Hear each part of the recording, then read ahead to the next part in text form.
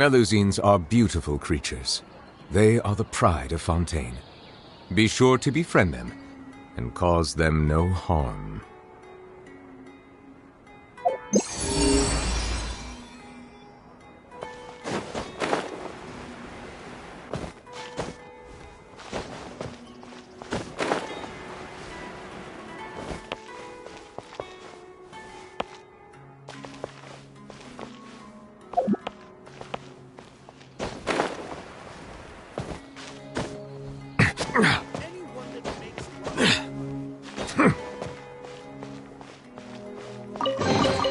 Abandoned property belongs to whoever finds it first, so it's legally yours now.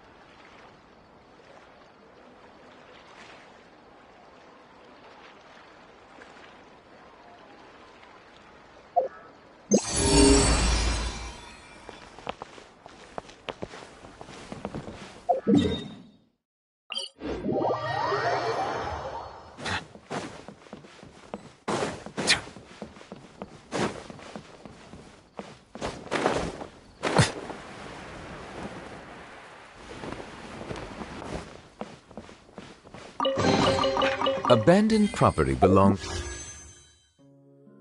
whoever finds it first. So, it's legally yours now.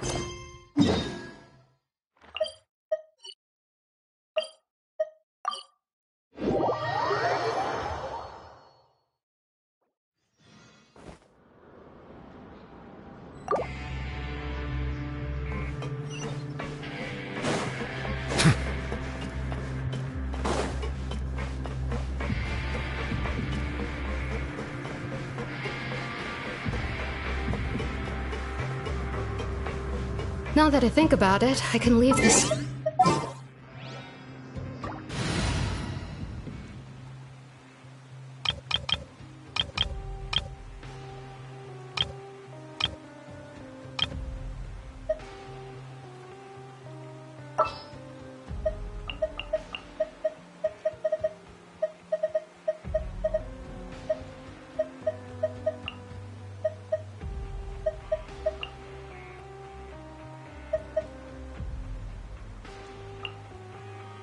Witness my magnificence!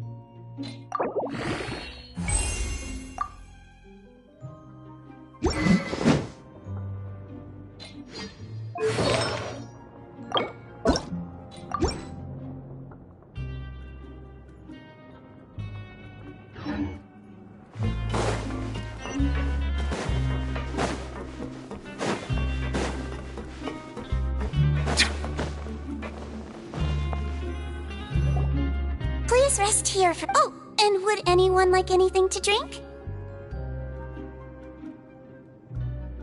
Paimon thirst is a warning. I'll bring you some— Typical— why aren't you choosing— You noticed them too. The badges they wore on their chests looked quite familiar.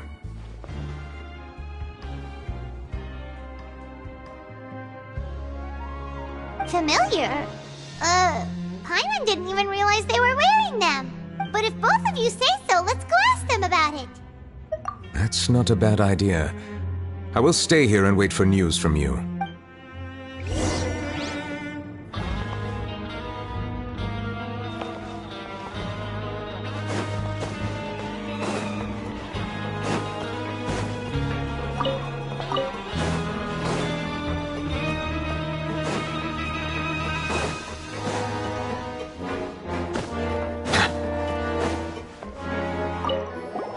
Anything you need? Oh, this? Are you interested in joining the Mutual Aid Network? What's that? We have a very long history, going back as far as 400 years ago. We have never had many members throughout our history, nor do we have much of a reputation, but helping each other is our purpose. At the same time, we seek to maintain just dealings as much as possible. Sounds like a pretty neat organization. All we want is to defend ourselves. None of us have ever committed serious crimes, and we're not especially powerful either. We're at a natural disadvantage here in the fortress. But people won't give us a hard time if we stick together.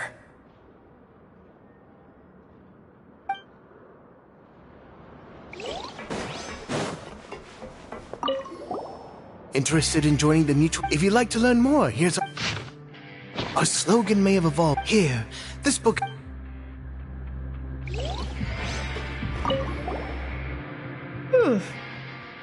You two look... It's the symbol of the mute. From what I've heard, it's based on something called a Medal of Peace. I've never seen one of those. The first president of our network was an amazing person. All of us have a lot of respect for him.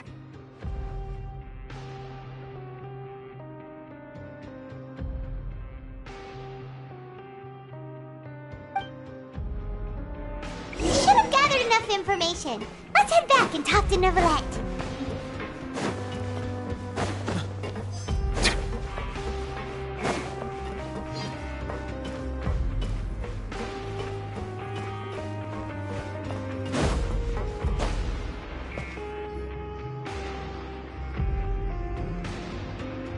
Did you manage to gather any intel? The people who wore the badges belong to an organization called the Mutual Aid Network. According to them, the badge's design was inspired by the Medal of Peace. Have you seen any of those before? I personally crafted 2 of them myself. They were awarded to Carol and Vautrin.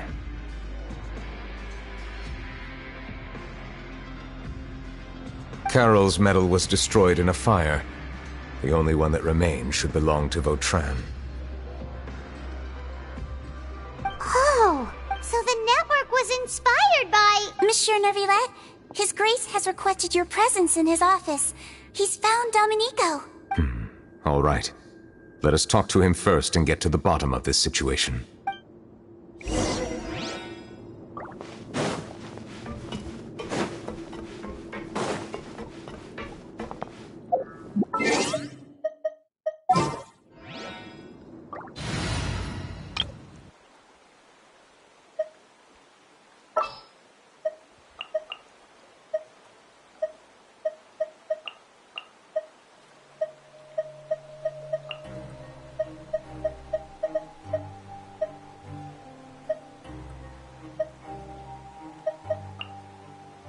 I'll take care of this.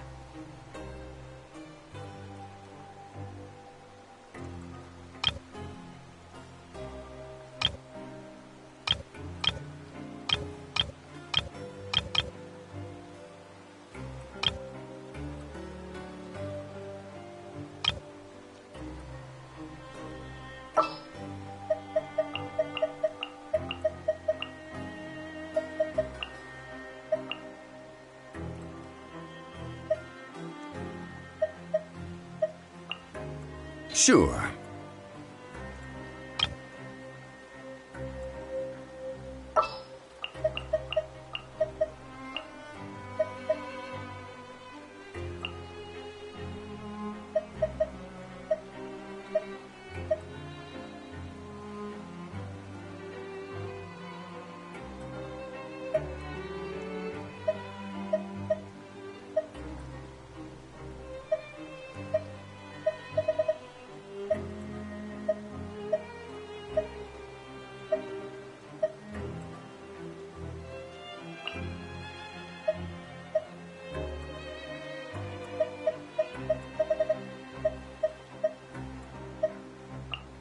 Let's get out there and make some friends.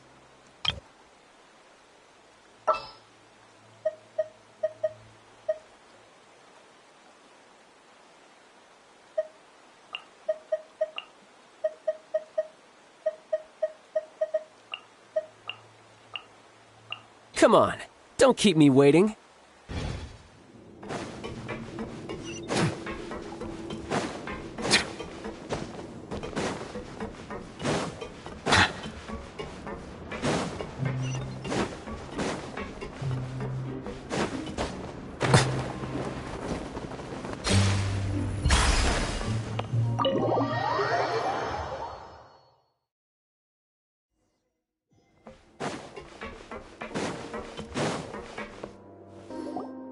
Allow me to introduce this fine gentleman, Domenico. Why don't you explain everything to him?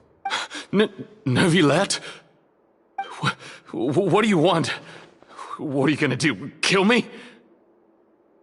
Calm down. I merely want to ask you a few questions. Was it your idea to send that letter to a Melusine? Hassan has already confessed, so there really isn't any need to keep hiding. That idiot! I can't believe I trusted him. Let me ask this another way. It was your idea to send that letter, correct? Yes. Who is pulling your strings? What? You're not trying to frame me for something I haven't done, are you? It's best if you realize the gravity of your situation.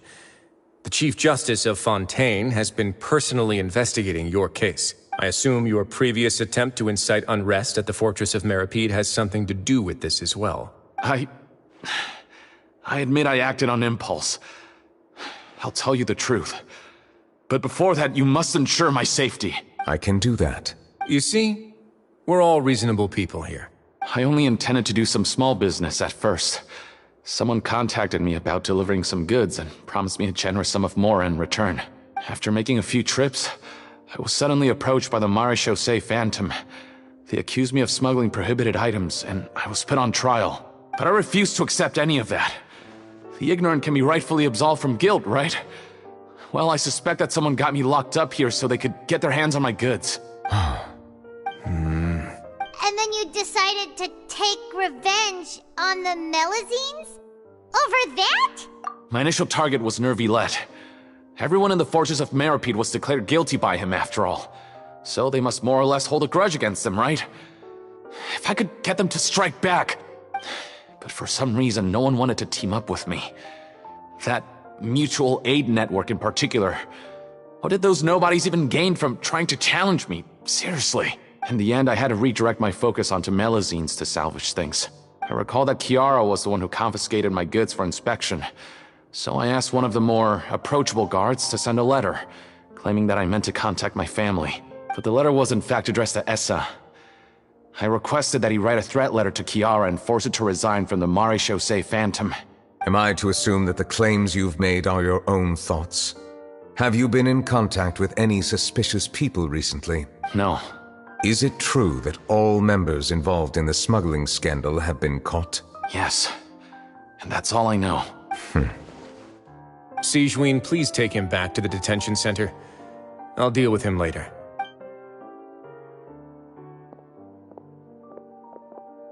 So, Monsieur Neuvillette, you were concerned that there might be a shadowy faction looking to capitalize on the delicate situation with the Melusines to stir up greater chaos? Yes.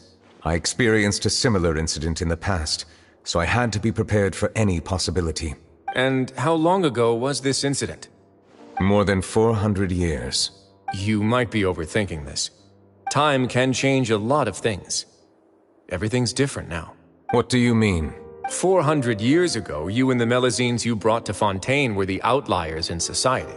But in the present day, if someone were to threaten the safety of the Melusines, people wouldn't just sit back and do nothing. I trust that they would make different choices from before. That's right! We saw lots of people standing up for Melusines on our way back to the Palais Mermonia. Monsieur Neuvillette, the Melusines are a species you introduced to Fontaine. How the public treats them is also reflective of their attitude towards you. When people refuse to place their trust in Melusines, It was because they were still on the fence about you, their unfamiliar Chief Justice. For almost 500 years, you've conducted every trial with impartiality. You made the right judgment each time, regardless of whatever nonsense went on. People no longer have any reservations about you and even consider you a symbol of the law. Right now, your every decision will impact all of Fontaine. In other words, you've gradually transformed the whole nation. Paimon gets it now. No wonder no one wanted to join forces with Domenico. I am undeserving of such high compliments. From my perspective, I have simply been fulfilling my duties. It isn't anything special or worthy of praise. I'm simply fulfilling the promises I've made and searching for answers through my judgments. It is unnecessary to hold me in such high regard. The complexity of human emotions and willpower far exceed those of mine. As a matter of fact, I believe that you are the ones who deserve my respect. There's no need to be so modest. The current state of affairs says it all. You're no longer that outsider you were before. Even if you wished to investigate something on your own, many would take the initiative to lend you a hand. I must say that you've made a fair point. Thank you for clearing my doubts. Now that the case has been settled, I should get going. Huh? You're leaving? And so soon, too? Why not stay for a cup of tea? Thank you for the offer, but I know how this place works all too well. While some are here to redeem themselves, there will inevitably be those who harbor resentment towards me. The less time I spend here, the better. My presence could very well result in an unwanted disturbance. In that case, I'll have to insist. I still have 2 more things to say. Please, go ahead. The first is about the guard who helped Domenico send that letter. Ah, I know of what you speak.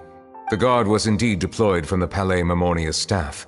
However, as I mentioned earlier, I visited today on personal business. Therefore, I leave that matter in your hands. Well, that makes things a lot easier. Hey now, don't let your imagination run wild. Those from up there have a tendency to sympathize with others. However, down here, such thoughts will put you at high risk. I'll have a chat with the guard and remind him to take precautions in the future. I see no issues with that. Great! That's one thing out of the way. What's the other thing you wanted to say? The other thing was born from my own sense of curiosity. Now, I've heard that you investigated the Mutual Aid Network. Is that right? Yep. Neverlet thought their badges looked familiar. I noticed the small gang as well when I first took over the Fortress of Meripede. They were not great in number, but every member always made sure to stand up for what was right. I've looked into their founder, Vautrin, who once stood trial and was sentenced to imprisonment in the fortress. According to existing documentation, Vautrin remained disciplined throughout his imprisonment. He had never once engaged in physical or verbal aggression. In other words, how he presented himself in prison was very different from his behavior in court. What? During his trial, I could sense that his feelings were complicated. He appeared to be full of resentment, and I believe he had every right to feel that way. Perhaps he had been putting on an act.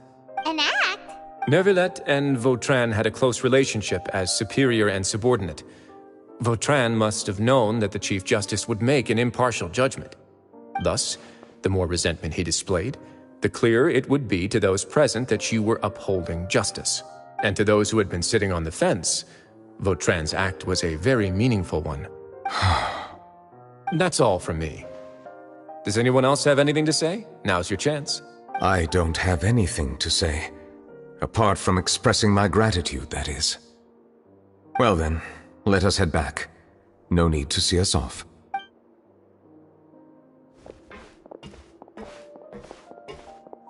Please, take care.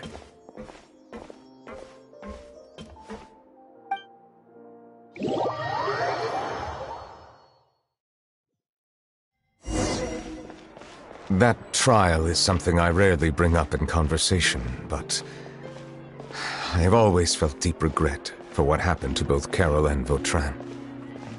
The words he spoke in court often replay in my mind, as if urging me on to do something. But Risley said he never resented you, right? Isn't that a good thing?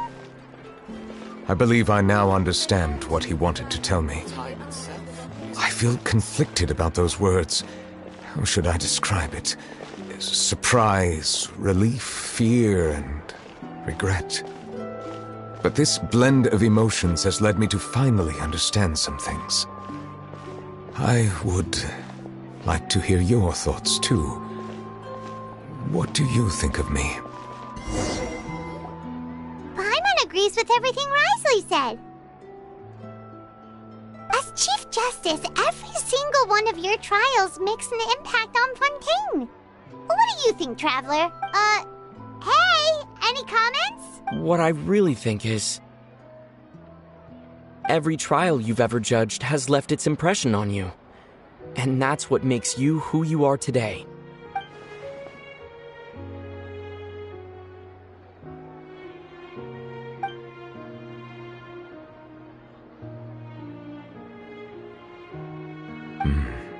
That is indeed a reasonable assumption.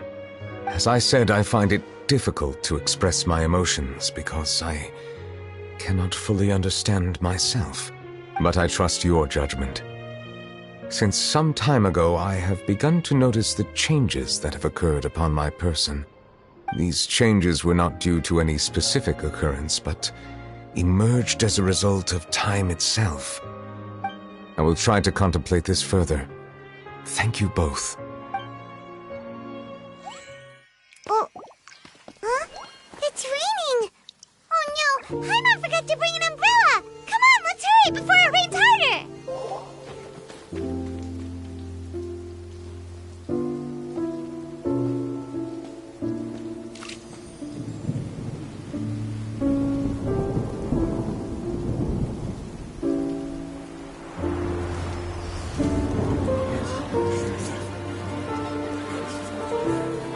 It's raining again? I've had enough of this weather.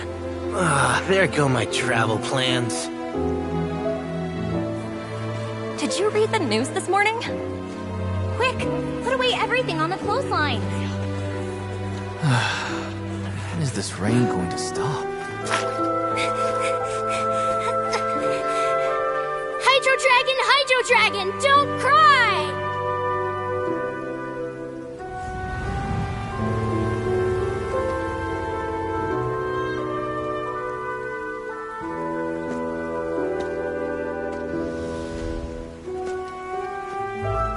They're planning to reanimate the monster.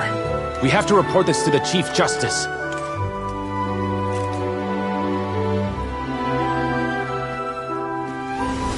The Fortress of Meripede. It's a good place for me.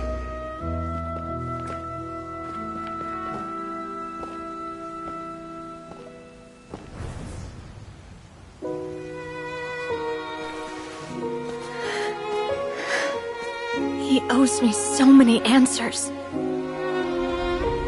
Nervillette? You could say he's the real symbol of Fontaine's justice. Watch him closely. He could be trouble.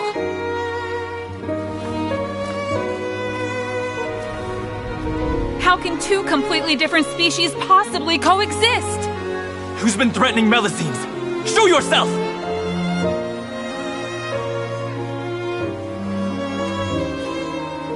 You will see much in the human world, from the delightful to the depressing. And one day, when you have dwelt among humanity long enough, you will be placed to bring judgment over all as a spokesperson for Fontaine's past. Good morning, Monsieur Neuvillette! The rainy season's almost over! The skies are supposed to clear in a few days! I hope you find time to enjoy the sunny days ahead.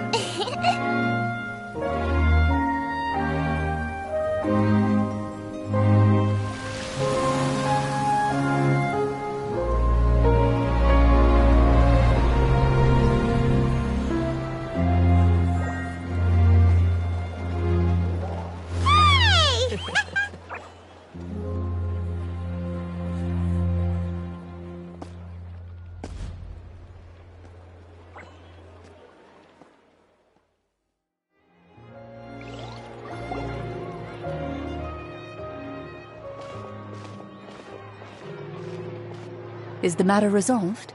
Yep, we found the person who sent that threatening letter. Risley said he'd keep a close eye on him, so the Melazine should be safe now. Oh, that's wonderful. Sorry for dragging you all into this. There's no need to apologize. Yeah, you didn't drag us in. We got involved of our own accord. By the way, where's Kiara? At the Palais Marmonia, more than 50 people offered to protect her. Some even hid within the bushes to look out for danger. I was worried that the excess of protection would make her feel uneasy, so I asked her to stay inside the Palais. It's very safe in there. What a relief. Well, now it looks like the dust has finally settled. To celebrate this joyous occasion, Monsieur Nouvelette, would you be interested in an exclusive interview? That's not how you celebrate. I will consider it. Really? Of course. My schedule is full for the following weeks, but I should be available next month. Come up with questions during the intervening days, and I will answer them to the best of my ability. Yes! Thank you so much, Monsieur! Now, if you'll excuse me, I must head back to the Palais and issue a communique to publicize our investigation results. I hope it will assuage the concerns of all.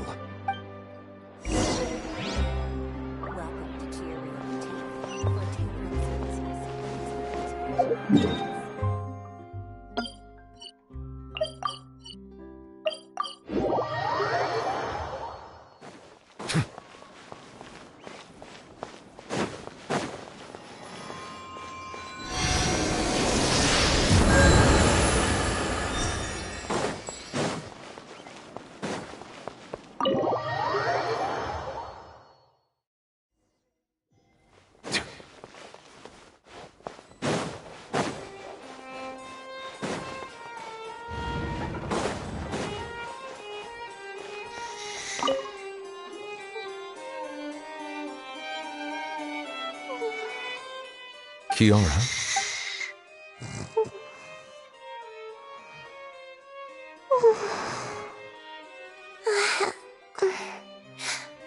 Monsieur Nouvelette?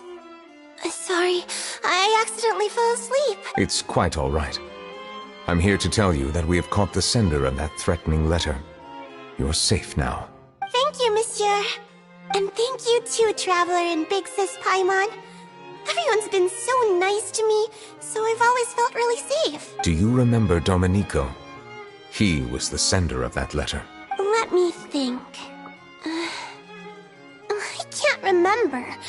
My memory isn't that good, so I easily forget things. By the way, I saw Carol in my dreams just now. Where's she gone, by the way? I haven't seen her in a long time. In my dream, she looked really happy. She held my hand and said, "Kiara, our dreams have finally come true." I can't remember what our dreams were anymore, and I don't know why. But I felt really happy too. I can sense your joy. It is indeed a delightful moment. Monsieur Nouvelette, are you happy too? Oh, I almost forgot. Am I allowed to go out now? I promised a model for Alov. Of course. Off you go. See you next time, Monsieur, Traveler, and Big Sis Paimon. See you next time.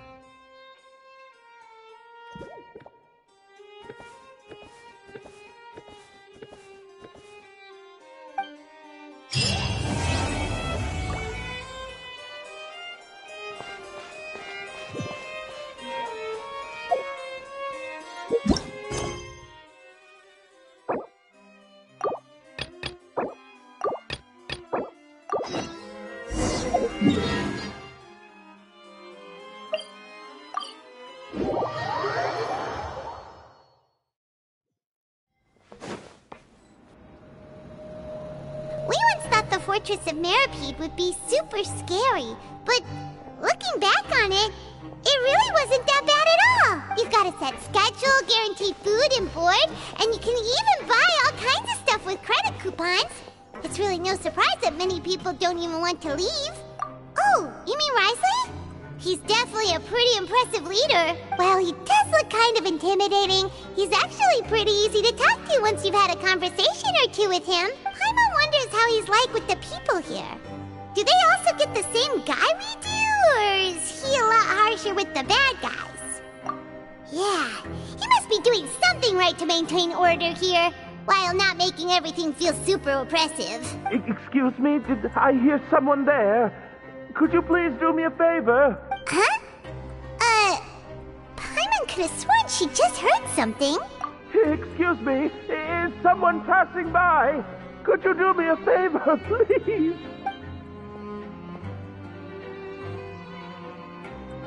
Nope, Paimon wasn't dreaming. There's someone over there for sure. But Paimon doesn't see anyone. Oh, did you hear my call? Thank you so much. I'm over here, inside this big box. You're inside the box? Oh, no wonder Paimon didn't see anything. Well, come on, Traveler, let's go take a look. Why are you hiding in here anyway? If we hadn't happened to pass by, you could have been stuck for days. It's a bit complicated. Can we not talk about that for now? Whoa, that's terrible. Did someone seriously do that to you? No, it was nothing quite that serious. I'd just like some help finding my hat. Just your hat? But then, why can't you look for it yourself, huh? Wait, Paimon gets it! Something must have happened to your hair! Sorry. So that's what happened. Paimon gets it now. No wonder why you had to hide inside the box. You just need your hat, right? We'll get it back to you right away. What kind of hat was it? I think you may have misunderstood me, but never mind. Please just help me find my hat.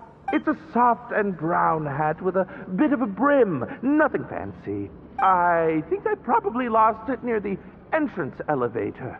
It was getting a bit hot, so I took it off and had a quick nap. But when I came to, it was gone. It's really important to me, so your help would mean the world. I'll wait here for your return. Don't worry, we'll be back in no time.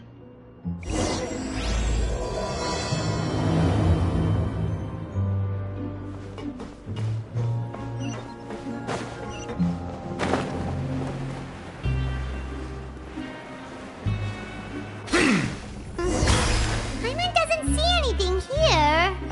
Let's go somewhere else. Just where is that thing? Oh, this is taking longer than Paimon thought.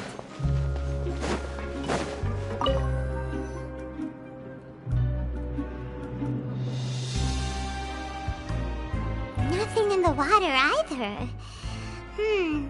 Paimon thought it might have gotten blown in. Oh, we've looked everywhere and still not seen anything that looks like a hat. Huh, that's a good idea. If he's just looking to cover his head, then it shouldn't matter what kind of hat he's wearing. Why don't we check out the rag and bone shop? If memory serves, they've got all kinds of stuff in there. Huh? How did you know what Paimon was thinking? Oh, this is bad. Nothing gets past you nowadays. Well, either way, let's go check it out first.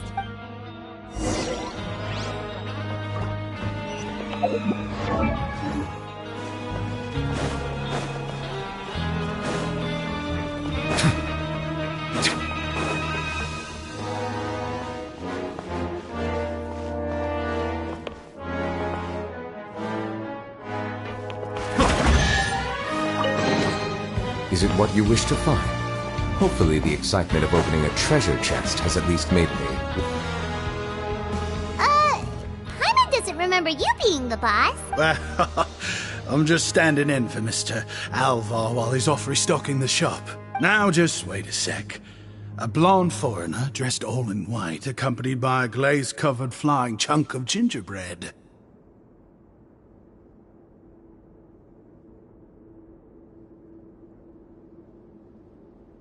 Well, you must be the legendary traveler and their companion Paimon. No! Well, you're half right. Paimon's the traveler's treasured companion, sure, but she's not some flying chunk of gingerbread! Sorry, I never thought I'd get the chance to see you with my own eyes, so got a bit ahead of myself. I hope you'll find it in your magnanimous hearts to forgive my discourtesy. I'm just a nobody, after all. There's waiting. Why, your heroic actions at Araneus have long made their way to the fortress of Meripede. We heard that you were personally received by His Grace when you made your way down here, you know. Ah, you were the envy of all. And you're one of His Grace's favorite people, so of course, everyone wants to be introduced to you. Well, I'd figure you'd appreciate honesty over flattery. After all, I also only joined up here because I'd heard Mr. Alvar was a good friend of the Duke. And though I've only caught scant sight of His Grace since then, as fate would have it, I've become fast friends with Mr. Alvar himself. I mean, we've all got agendas, but rather than trying to force something to be true, it's often better to just go with it. Oh, so now you're trying to kiss up to us. Well, I did mean it when I called you legends, and it is indeed an honor to meet the two of you. Oh, enough of that. Is there something you're looking for? No problem. Anything else? Hey, feel free to check out anything you want. The credit coupon costs are on me. Wait, but that's, you don't have to be so nice. Well, it's not like I'm getting paid to watch this shop.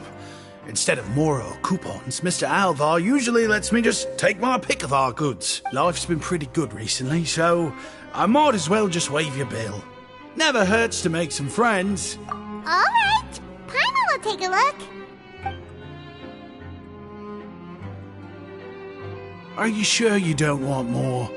These opportunities don't come by every day, you know. It's all right, two will do. It just doesn't feel the same if the owner's offering everything to you for free. But anyway, we don't need to get into that right now. We can discuss Paimonology later. That poor guy must still be waiting for us. Thank you so much. We'll be off then. No problem, and thank you for your patronage. I'd appreciate it if you could put in a nice word for our establishment the next time you speak to His Grace.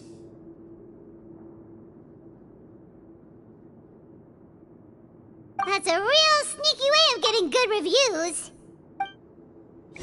We've been gone a while.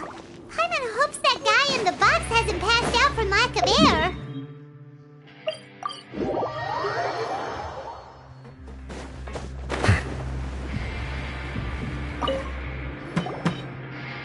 You can come out now. We found your hat. You did? Oh, Archon, you just saved my life in just one sec. Wait, so you're not actually bald? You've got such a full head of hair, too! I mean, I told you that there had been a misunderstanding. This has nothing to do with my hair. Wait, this isn't my hat. Well, we got you a new one. We tried really hard to look for your hat, but no dice. Ah, I see. Thank you so much. I'm really grateful, but unfortunately, there's just something special about my... Does it have some kind of sentimental value? What? Sorry, I can't explain at the moment. Time's tight as well, so I suppose I'll keep looking for a while. If you're looking for a hat, I just picked one up over here. Is it yours? Your Grace! Oh, hey, Risley! It's been a while. Well, it's a slow day today, so I decided to go for a little stroll. Even if your workspace isn't cramped, it's still good to get some air. I'll say, I'm not at all surprised to find the two of you here. You never could turn down someone's request for help. It's what good adventurers do, after all. Is that so?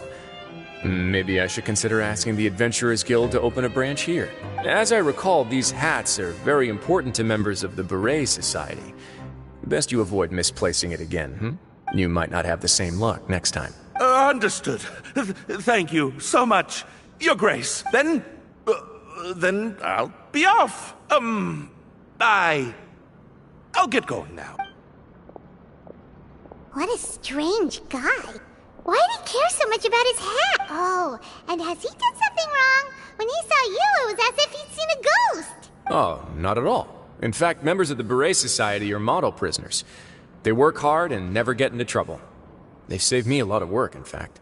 As for him, I'd guess he's just more of an introvert. It's not unusual for the more shy prisoners to freak out when I show up unannounced. Huh? Shy? There are prisoners who are afraid to talk to people? Prisoners are still people, after all. There are as many crimes and motives as there are stars in the sky. The idea of the criminal as a selfish, heartless brute is just a stereotype. Such labels could never capture the complexity of even a single individual person.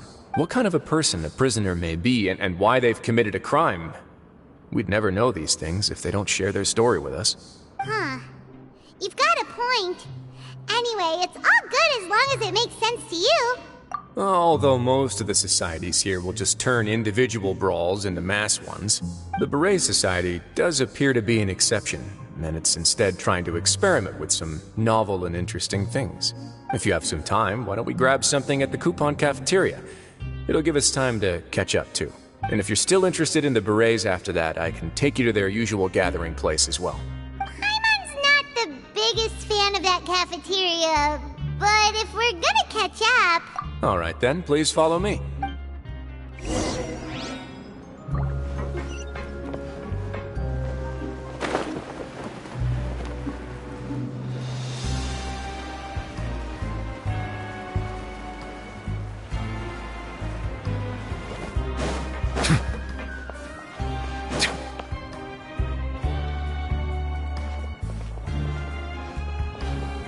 Welcome, Your Grace, and the Traveler.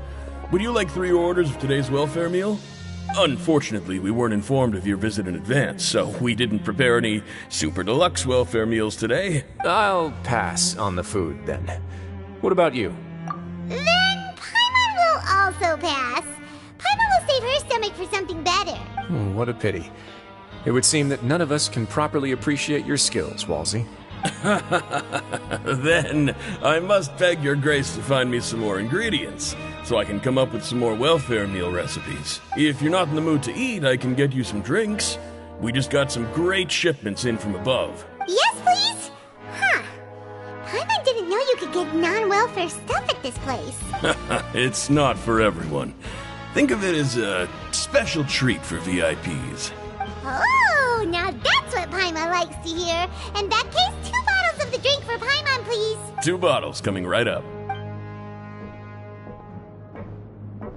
Our first meeting took place on short notice, and we were both swamped by everything that happened after, so there was no time for more casual chit-chat. I'm actually quite fond of stories, you know. Of course, the others have already told me a lot about your deeds in Fontaine, but I'd love to hear it straight from the source. Whoa. That'd be quite the long story. Impressive. Not all who possess the courage to risk their life for their ideals also have the strength to make it out unscathed. Had you not possessed these remarkable qualities, I probably wouldn't have had the chance to make your acquaintance in the first place. Paimon gets the sense that you're trying to flatter us. That guy we talked to earlier was obviously trying to get us to put in a good word for him, but you're the Duke, right? Why would you need to get on our good side? Well, after all, you did help the fortress and I maintain our autonomy. Is it so strange that I would want to give a few words of praise out of genuine admiration?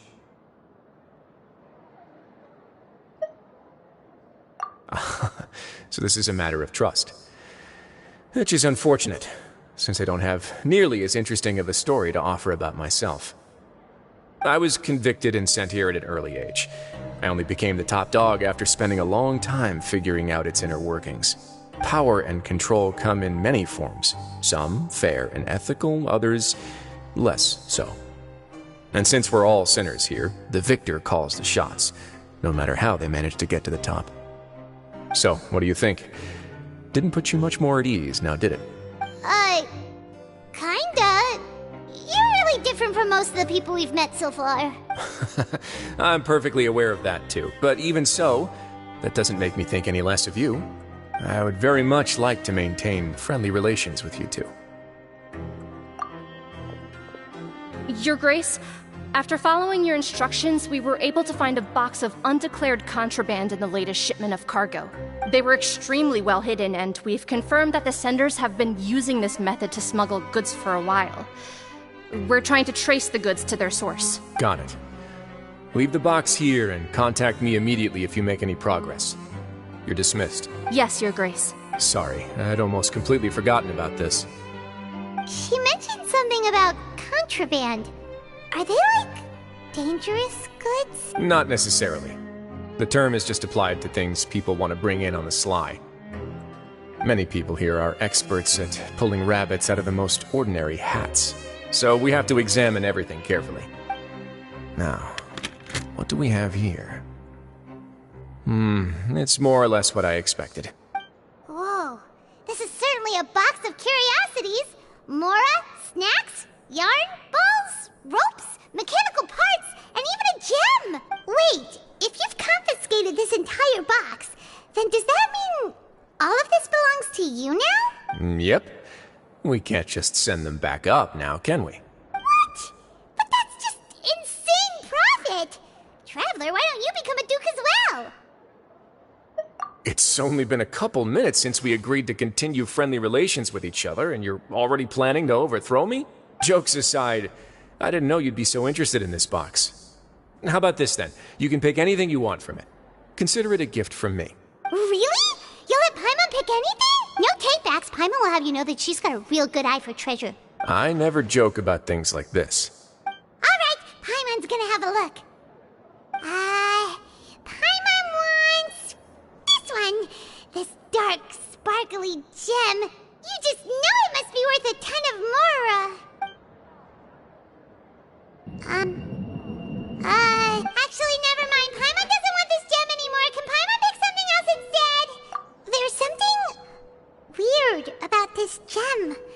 Paimon remembered a lot of bad things when she picked it up.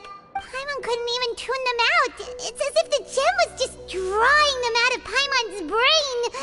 It was super spooky. Is that so? Let me give it a try.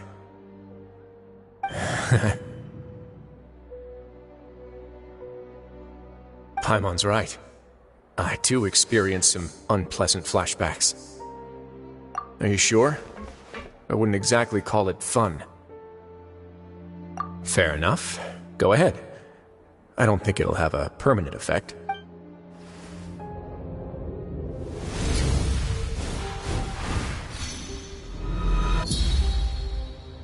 Are you okay, Traveler? You also saw something, right? I'll take this gem, then, and run a thorough investigation on its properties. Paimon, feel free to pick something else. Then... actually, never mind. Paimon's gonna pass.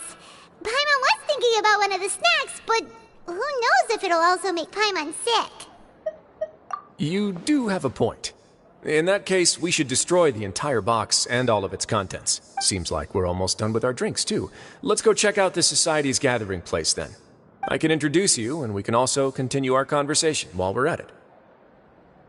Wait, are you this free every day or something? Just noticed? I wasn't exactly busy the first time we met either.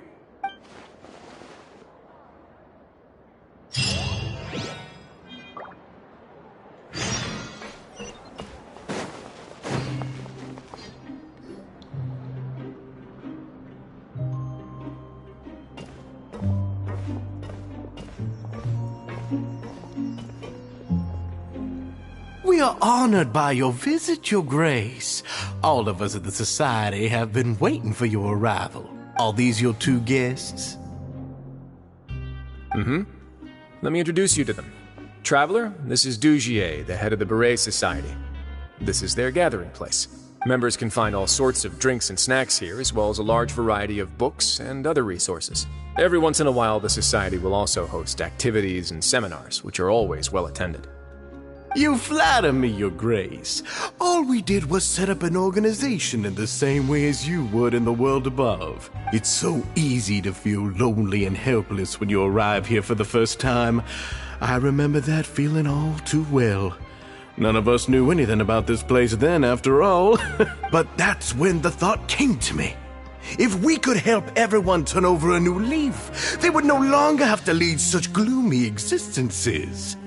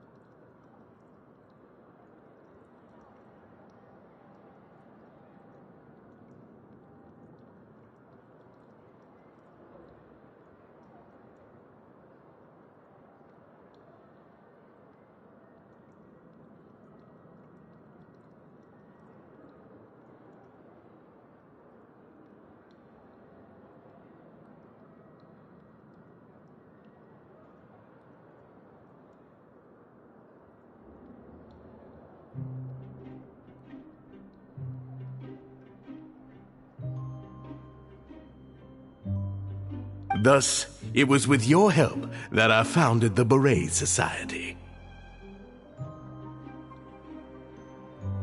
Oh, so you were also involved with this, Risley? My part in this was minimal. All I did was follow procedure and rubber stamp the application. I'm sure you have a very good sense of what this place is about by now. As you know, not everyone takes their sentence seriously. For some, this is just another place where they can eat, breathe, and sleep. But the Society is a great place for those who wish to turn things around. Exactly right. Here, we keep an eye on each other and remind each other of our goals. Everyone can focus on rehabilitating our mental states and even make many new friends. Our operations are entirely funded by members donating goods and credit coupons. Same for the things you can see here. Who knew you could find such a place in the Fortress of Meropide? Oh, right, and what's the deal with the hats? There's nothing deep about it. I just felt like we needed some kind of visible identifier. If our members felt joy and pride from being a part of this group, then the hats would become a point of pride for them as well. And when we're together, we will feel a sense of community from seeing everyone's hats. Optimism, community, hard work, and a desire for a new life. I hope this hat will show everyone everything we have been working towards.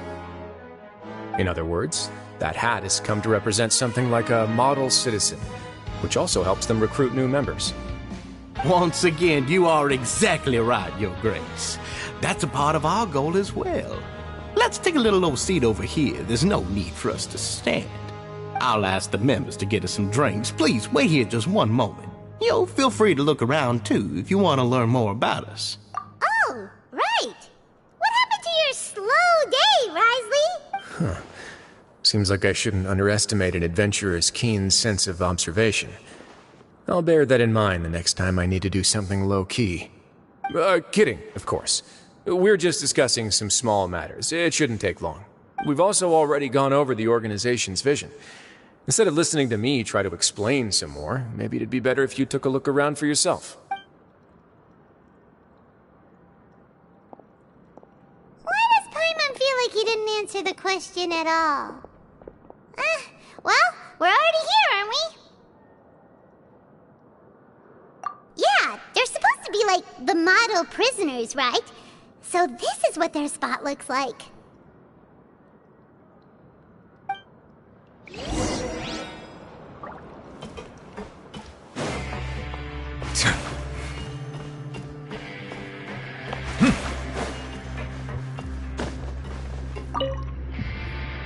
Hey, what are you doing over here? Oh, hello.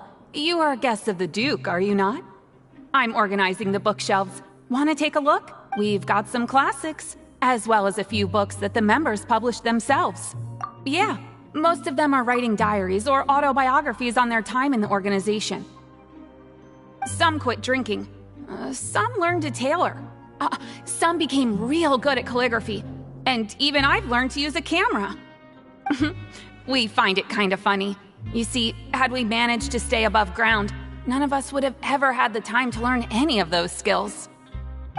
It's because you all have a lot more free time now. Not only that, but we've also now got the mental space to think about taking on new things. Before we came here, we were constantly exhausted just trying to live. With how the Duke and Mr. Dugier have organized our lives down here, though, all we need to do is think about the things that we want to do.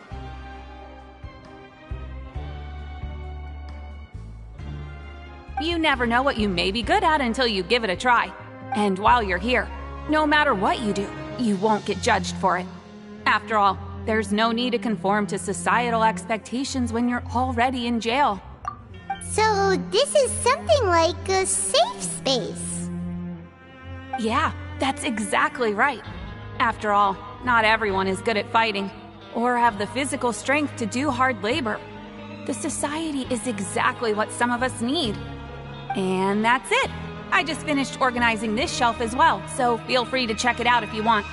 Just remember to put the books back after you're done. Don't worry, we will.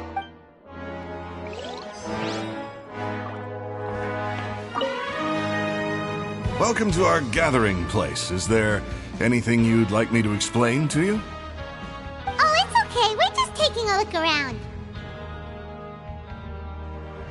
Well, that's not a bad comparison. It is my job to explain our amenities and benefits to our latest members. I'm sure Mr. Dugier has already explained some of it, but allow me to fill you in some more. Besides this space, which our members use to rest and relax, we also have an entertainment room, a fitness room, and a self-study room. These rooms are open to all of our members. We want everyone to be able to use their free time to the fullest. Wow, that's pretty cool. Do you have a restaurant too? If you did, you also wouldn't have to eat at the big cafeteria anymore. Unfortunately, we don't. For matters like that, we still have to rely on His Grace. We started a collaboration with the cafeteria a while back, though, so they'll let us borrow their kitchen to do some simple research into recipes and cooking. Yeah, Paimon can definitely see how it'd be easier to live your life if you had all this support. Yep, and that's exactly why Mr. Dugier founded the society. We all think we made the correct choice to join him.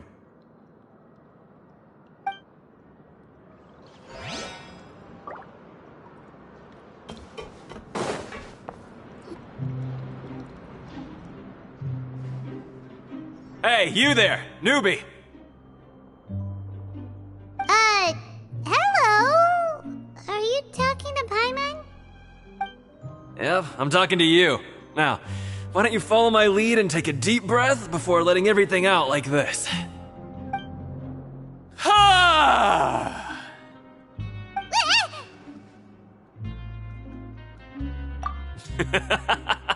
That's how I pump myself up every day. A lot of my friends have found it super useful too. With one shout, you can release all the fatigue, resentment, and unpleasantness from your lungs and return to the day with all the optimism in the world. Why don't you also give it a try, huh? I promise that it'll work. Paimon's gonna pass.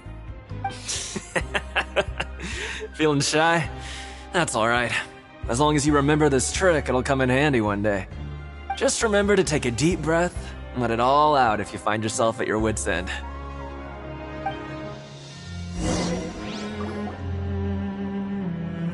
Alright, we've talked to everybody. It sure sounds like they're all pretty happy. That would explain why Risley only had good things to say about this place. Huh. It looks like they're starting to wrap up their conversation as well. Let's go over to them. Of course, Your Grace. I will attend to those matters right away. Okay, then I don't have anything else to add. Oh, you're back. What did you think about this place? Now, note that your opinion will also affect my review of Dugier and the society as a whole. Oh, wait, I didn't know they were also a part of the evaluation process. It's all right with me, though. I'm pretty confident about our growth and activities. Paimon thinks it's pretty good. Don't think anyone expected you to get a society going here of all places. Ah, so it seems that you were able to get a sense of our vision and values. That's all I can ask for, really. The prisoners here all have very different personalities and psychological needs. Our needs are like violent beasts. If we can't face them properly, they'll grow restless and enraged, causing pain and conflict. But if we can placate them, they lose their fangs, and they can even be converted into fuel for far nobler pursuits. Which is why, in my opinion, learning to reconcile with oneself is the first step on the path to redemption. You've hit the nail on the head, Your Grace. Before I founded the society, I had met too many people who could not come to terms with themselves. And I'm sure that a part of your support is rooted in your desire to help those people find their way. And Paimon thought everyone was enjoying life just fine, working and fighting. Of course, that lifestyle is more than enough for some people in the fortress.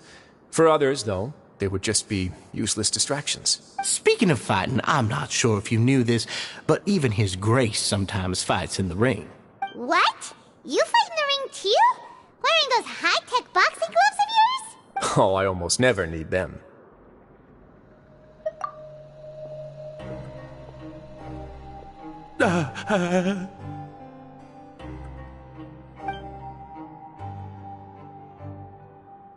Hey, isn't that the guy who lost his hat? Did you come here to relax too? What's wrong? Did you forget about us already? Are you feeling all right? You are looking a little pale. No, I'm fine. Thank you for helping me get my hat back. I'm sorry, but I've got to go. He's still as weird as before. Paimon's kind of used to it by now, though. Dugier, do you know what's up with him? I'm also not too sure about that. As far as I recall, he's always been a little strange, but I'll check up on him later. After all, it's my responsibility as the leader to make sure that no one falls through the cracks. We'll leave him to you then. Where were we before we got sidetracked? Oh, right, about that. You might have thought that I was joking, but in a place like that, everyone will use everything in their power to win. And when emotions run high, things often spiral out of control. That would be when I need to pull out my gloves to maintain order. Sometimes you might need more than just gloves as well. This pair of handcuffs has also come in handy quite a number of times. Oops. Oh, isn't that awful gem? You're still carrying it with you? Yeah, I kept it on me because of its special qualities. It won't affect me as long as I don't let it come into contact with my skin. Go on, you guys. Pick up the item for His Grace, would you? Yes, right away.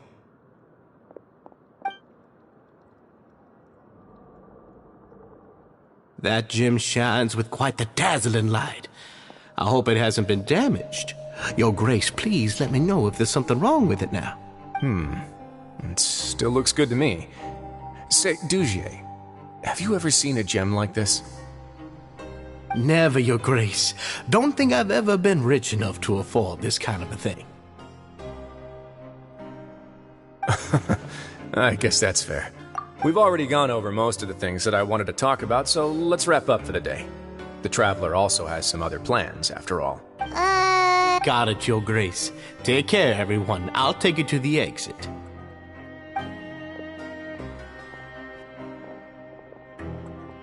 Traveler, Paimon, it was an honor. I'm sure everyone would love it if you were to visit again. And that goes for you as well, Your Grace. We wish you all the best in your endeavors. And same to you.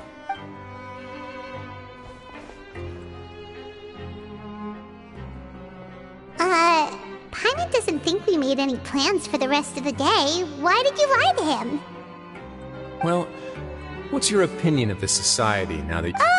Paimon thinks it's pretty chill. Weren't you complimenting them the entire time as well? Paimon doesn't remember exactly what you said, but wasn't it something along the lines of encouraging people to embrace their new lives with optimism? There's only one potential problem. If the society does too good a job managing and rehabilitating its members, you may be soon out of a job. That is certainly a possibility. But at this point in time, they're still reducing my workload by managing and rehabilitating prisoners in my stead. I wanted to see just how much they've managed to accomplish, and also get a sense of Dugier's plans for the future. I arranged for a meeting out of curiosity, but then I noticed some faint hints of dissonance. Dissonance? I'm sure the Traveler has sensed it too. As expected, you also picked up on it. The whole truth is a bit complicated, so I'll explain everything to you later. I can tell you right now, though, that this was an unexpected turn of events. I had hoped to take care of it in secret, but now a confrontation may no longer be avoidable. It's hard to predict what might happen next. You've completely lost. Why don't you take this opportunity to check back on the gathering place? Just tell them you left something of yours there by accident. If my hypothesis is correct, Dugier should already have left. And with his watchful eye removed, you may well get a very different reception from the members. Can't you just tell us exactly what to expect? I'm just following the most popular playbook in Fontaine. Investigate, obtain evidence, and then use the truth to render judgment. It's been so long since I got to watch a performance at Opera Epiclese that I've even begun to miss it. I'll explain everything to you later, but right now we need to seize this opportunity. Find out what you can from them now while they're all in one place. We might not get another chance like this anytime soon.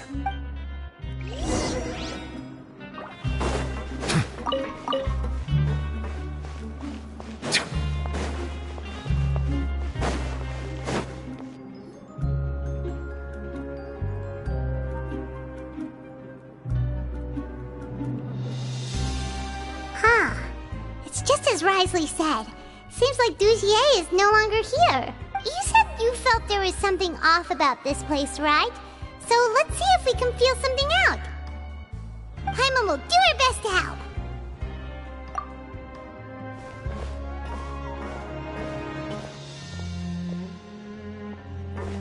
Wait, you guys are...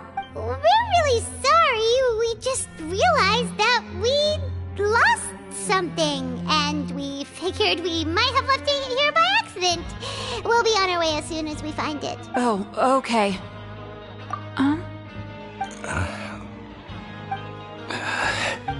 Nobody? It's okay. There's no need to be nervous. It's not like we lost a whole bag of Mora or anything. We'll just look for it ourselves if none of you caught a glimpse of it.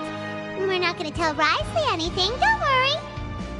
I'll go find Mr. Dugier. No need. We're just looking for something. Why does he have to know?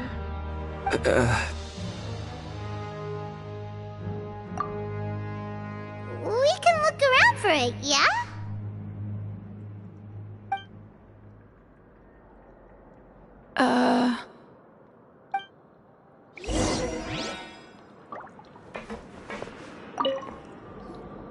Hey, hello?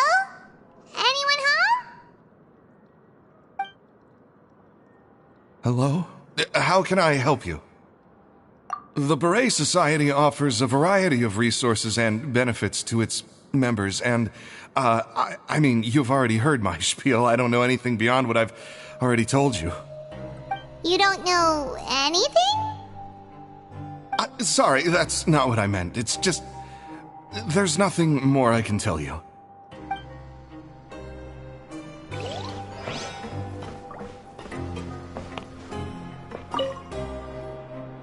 Hey, big guy! What do you want? Isn't this how you greeted us earlier? Take a deep breath and let it all out. Oh, yeah, that's right. You sure are a fast learner. I ate something earlier, so I'm falling into a bit of a food coma, and, I mean, not everyone can be super upbeat all the time, right? You're looking for something, you said? I didn't see it, but, it should be somewhere nearby.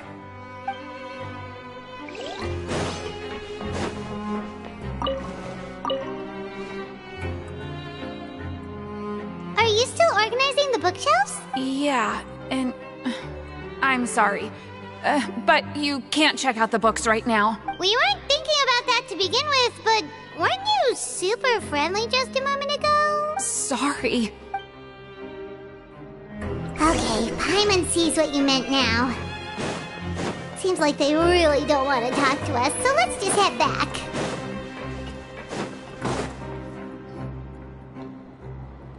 Oh, you're back. How were things at their headquarters? It was as if they had all turned into completely different people. That would prove my suspicions. The dissonance I mentioned earlier was precisely that fleeting moment of fear behind the cheerful facade. Right. He was acting super scared too when we saw him at the gathering place. Actually, hasn't he just been acting super paranoid since we first met? And that's precisely why I took his hat. Oh, so the one who started it all, it was you all along! It's because I wanted to figure out what's really going on. I don't believe any of Dugier's talk about unstable mental states. Not too long. Dugier made very elaborate preparations for my visit. But I don't know. It almost feels like the performance was too elaborate.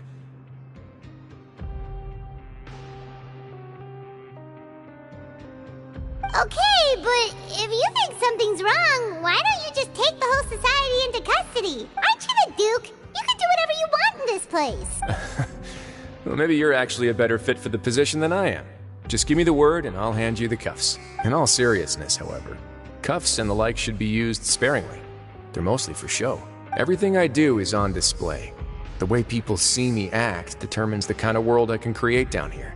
And I've always striven to appear fair and reasonable to the people. That sounds a bit deep.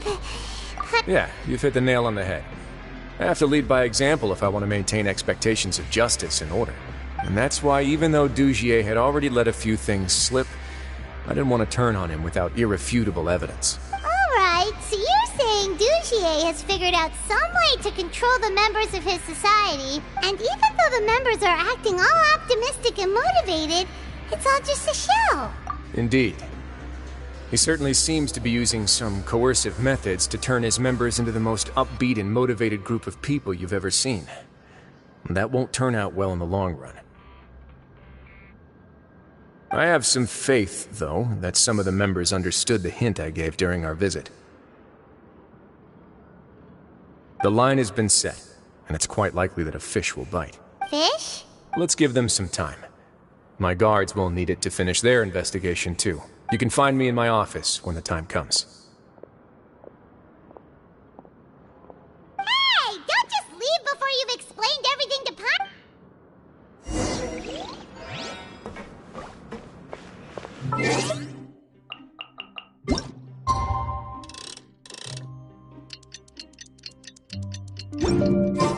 It's finally evening. Risley's probably...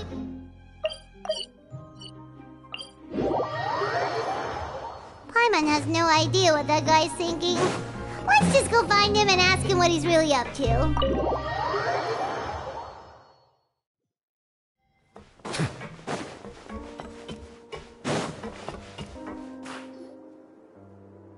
Oh, here you are. Did you manage to land a lucky pull on the welfare meals tonight? Let's just get straight to the point. Has anything else happened with the society? Patience, Paimon. Even as the situation continues to brew, we still need to make sense of what we learned so far and go over any sticking points. I'm actually still thinking about the first thing that came to my mind when I noticed something amiss. Namely, why didn't anyone come to me about it? Oh, that's a good point.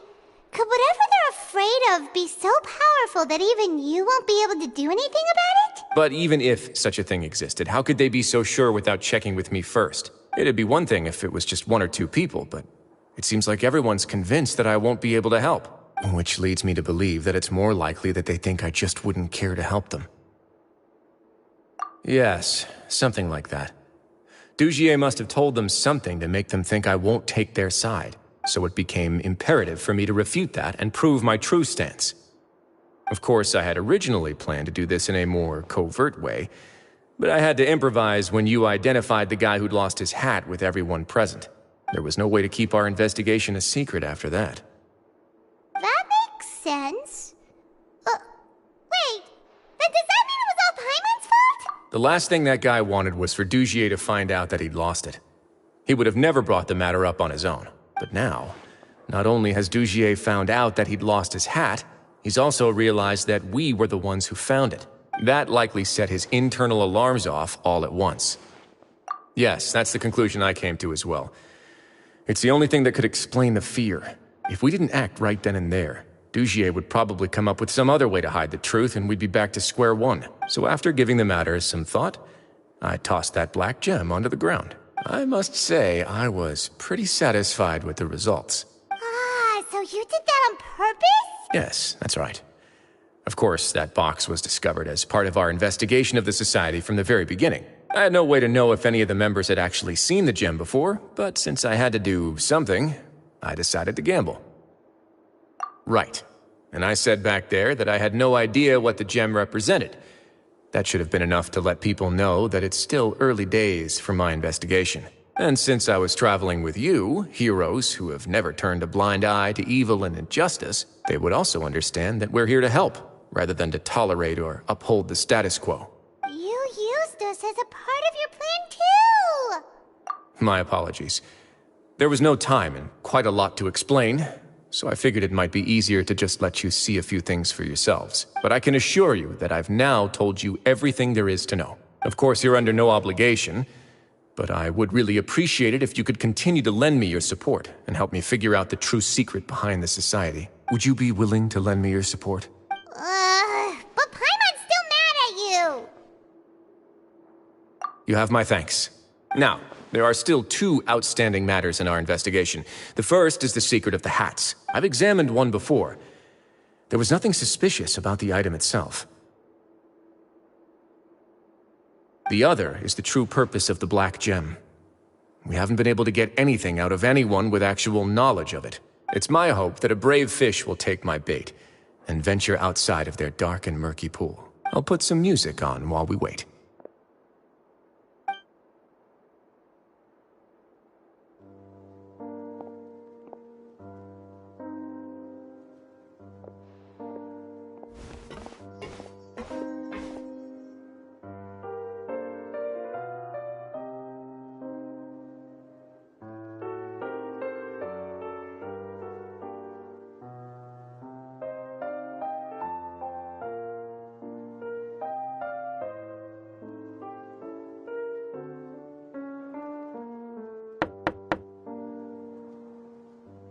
Excuse me, Your Grace, but may I come in?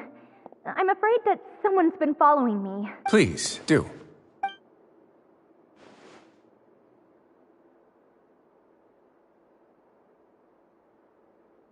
I apologize for my lack of composure.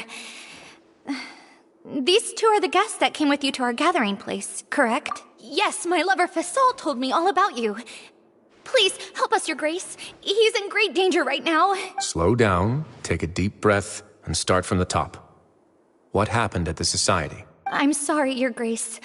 I will try.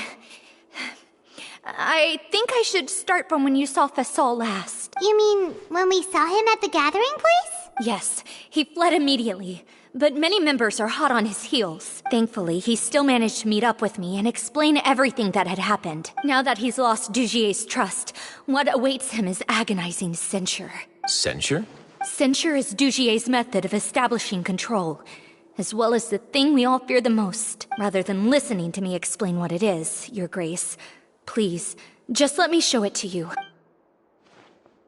Every secret may be found within...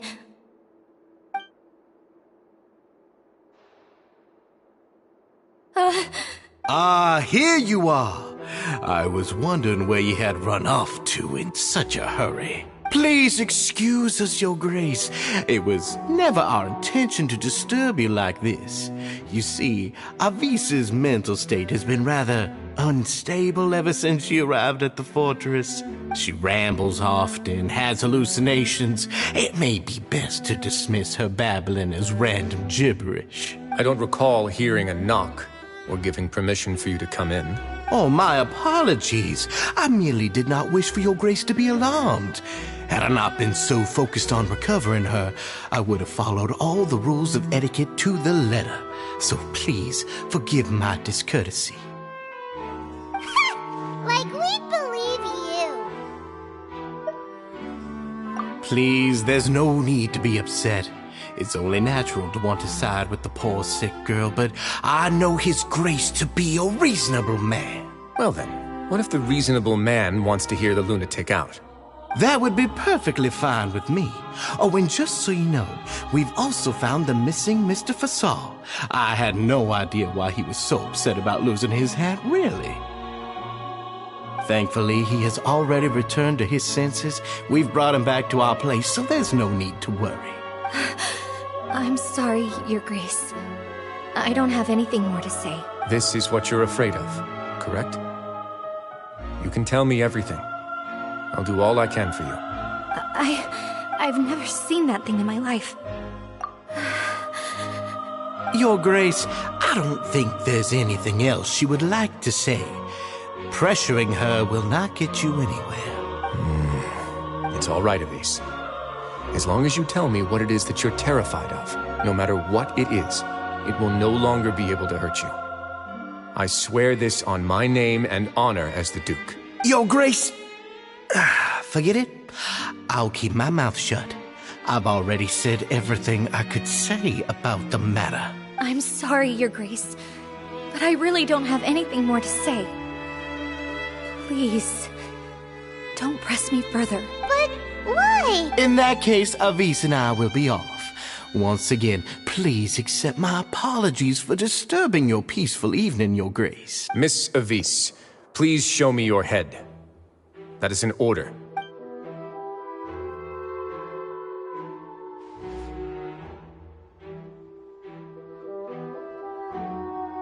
There's nothing there.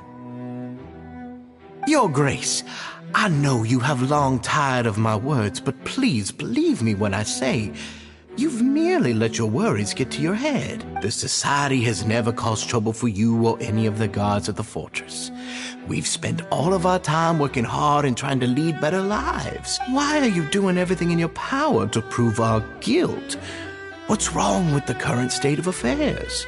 I'll do anything for you, as long as you give me the word. Why are you so intent on getting rid of someone who's been unfalteringly loyal? Your words bore me. You know the consequences if I find you to be lying. Everything that I do for the Fortress of Meripede. But your Grace is welcome to visit us any time to confirm the true intent of our activities. All right, Avis. Let's head back.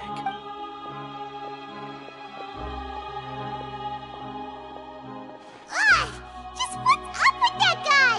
He makes Paimon really, really mad. We should have shown him his place. Sooner or later, all will pay the price for their arrogance. Oh, he must have been well prepared for this exact scenario, or he wouldn't have dared to be so openly hostile. All the more reason for us to be patient. The entire society are his hostages. His subordinates would definitely react if he were taken into custody. And that's why he dared to bare his fangs right in front of me. And the true secret of the society is neither on the hat nor on the members' heads. Dugier probably knew this from the very beginning, which is why he didn't panic. However, if we were to look at the rules, it would also seem like the head has to be the place where they're keeping all of their secrets. Yeah, none of this makes sense to Paimon either. What are they trying to hide?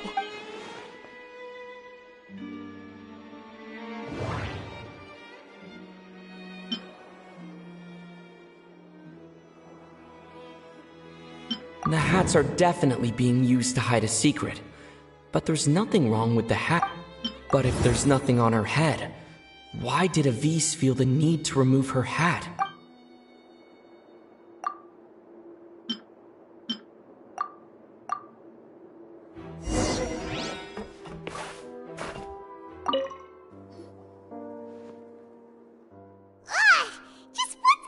We should have shipped. Sooner or later, he must have been well prepared for the entire system. And that's why he dared to bare his... The true secret of Dugier probably knew this from the very beginning. However, if... Yeah, none of this makes...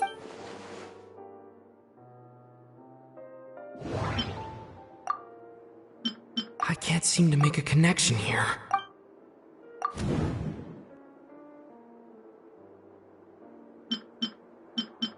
From the way Dugier acted, he must have known from the beginning that we wouldn't be able to find any evidence.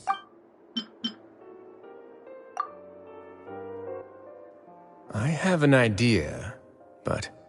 Huh? What is it? Tell Paimon about it! You mean this thing? So, she handed a key piece of evidence over to us without Dugier noticing. That would mean that Avis didn't stay silent out of fear. She stayed silent because she'd already given us what we needed. Let me take a look.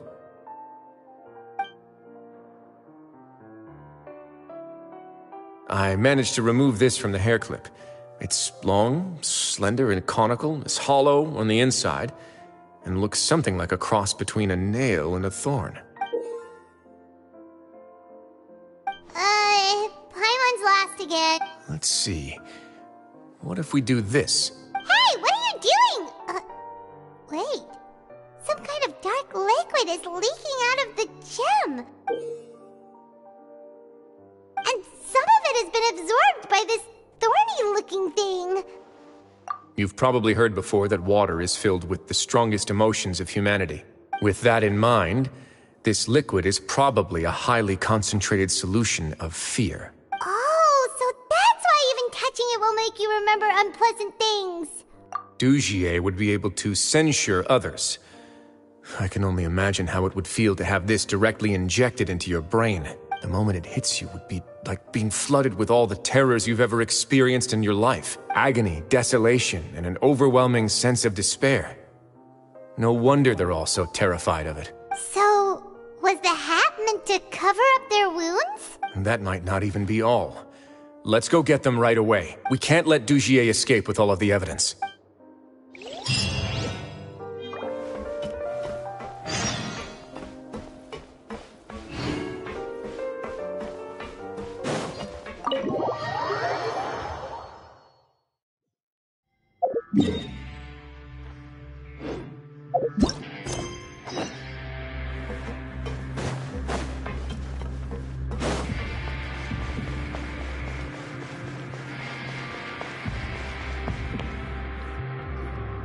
Your Grace, we have taken the Society members into custody. They all tried to flee just a little while ago, as if they had received some kind of order. We decided to forestall their plan, and were just about to send the word when you unexpectedly arrived. Great work, everyone.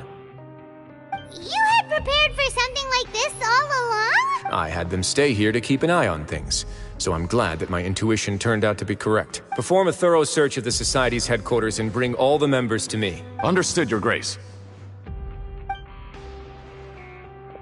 Now, let's check on them. As expected, they all have a hollow thorn inserted into a wound on their head. Ooh! Paimon's glad her eyesight isn't so good that she can see it from here. Paimon's gonna float away for a bit. They probably left it there as a lasting reminder of Dugier's censure. These people must have had to endure an unimaginable amount of pain.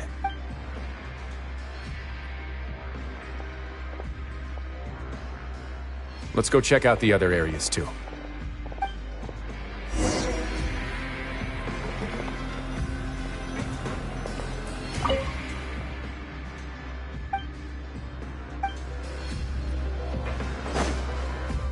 Hey, come here! Have a look at this! This is a book that Paimon found in a box next to the bookshelf. The colors of the covers are completely different, though, and the names of the authors also don't match up. Yeah, and they dared to claim that they wrote these too.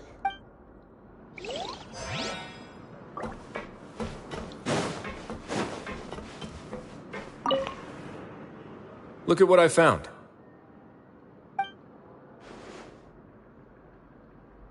This is a surveillance port.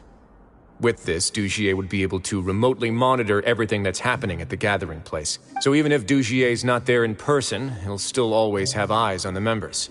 Indeed, it's easy to become lost and confused when you're given no instructions or any kind of script to follow. And if any action you take may be deemed a mistake, then perhaps it's better to do less.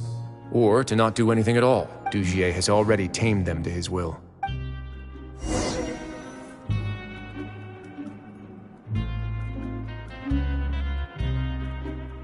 Your Grace! Your Grace! What's the matter? We couldn't find any Society members in the other areas. It also seems like none of the equipment in those rooms were ever used. All the signs of wear and tear are fake. The lime scale, the layers of dust. They were all deliberately added. We also investigated the members' residences and weren't able to find anything. Their neighbors all say that they haven't returned home for ages. Oh. Is that right? They're gone? That could only mean... Indeed. As long as he allowed Society members to mingle with others, even with threats of censure, Dugier knew that he couldn't stop all of his members from speaking out. Meanwhile, this marvelous gathering place will lose all of its value as soon as a whistleblower sounds the alarm. So instead of being his real base, this is just an elaborate performance.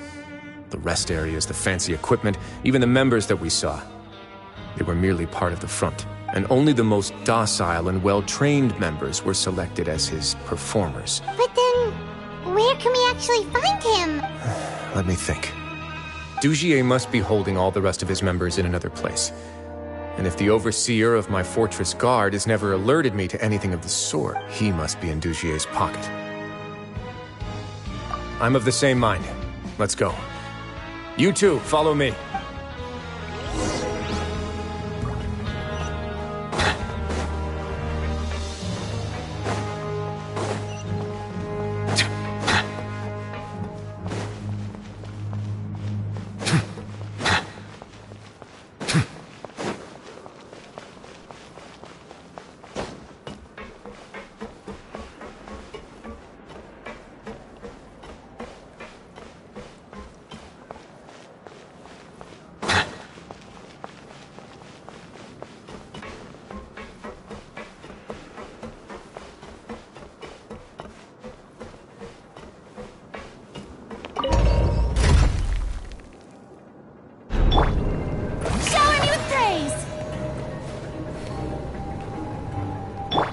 This one's got your name on it!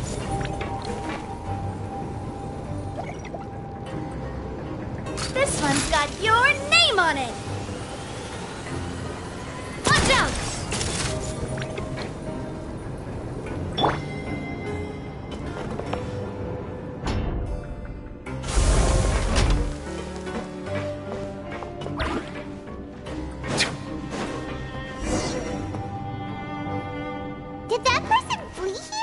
That's the most likely scenario to me. He's probably already caught wind of Dugier's declaration of war against me, and has fled to seek his protection. Let's keep heading down. There are some abandoned areas in there. Since he needs space, I'd guess Dugier probably converted them into his headquarters. We should be on the right track. Now we just need to find that turncoat. Let's go. We can take this path. You guys take the other.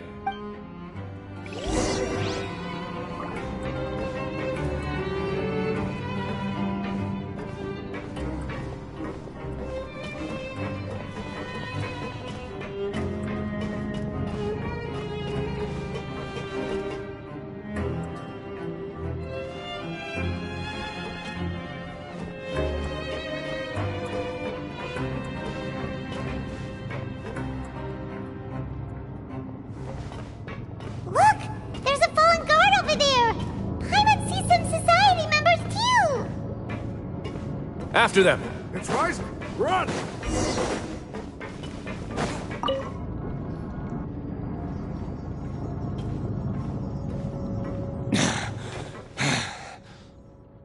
Did Dugier send you? Why did you attack that guard? Come on! It's time to talk! Can't you see that he's trying to help? I will take your cooperation into consideration when it comes time to hand out sentences. But Mr. Dugier, he didn't want this guy to expose our true location. We were just about to dispose of him when you caught up to us. So, in other words, your headquarters should be this way. Yes, it's just down this way. You'll make it there once you've seen him pass through a large drainage pipe. Guards, take them away. Let's go. It's about time that we find out what Dugier's really after.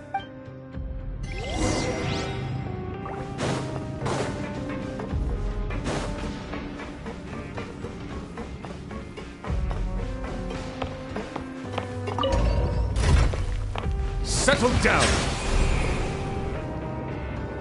Let's begin.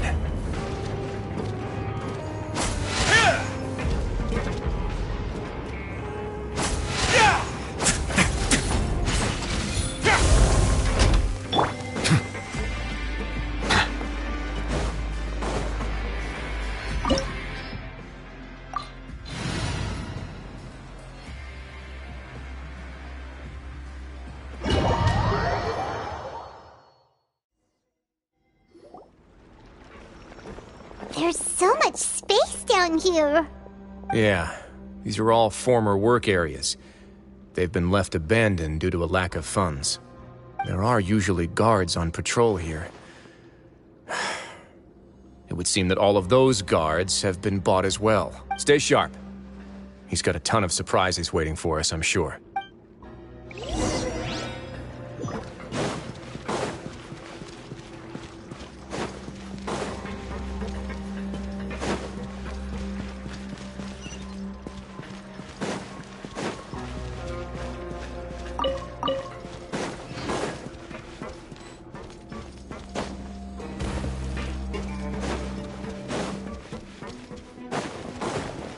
Way now. Bow your head. Let the world collide! Stop that! The tides beckon.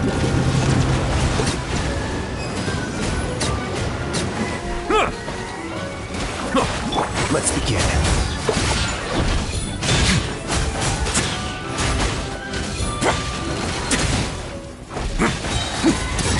Get a little chilly. Silence!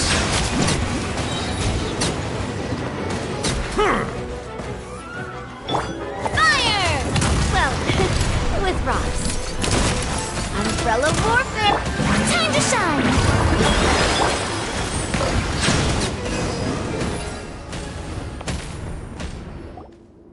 Hey, are you okay? You're safe now. Just follow the guards and leave this place. Who knew that there'd be Gardamex here?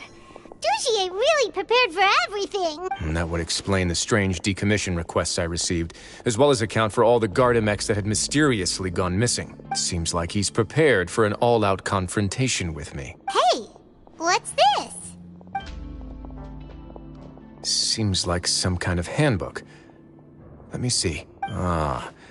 This should be the Society's real rules book.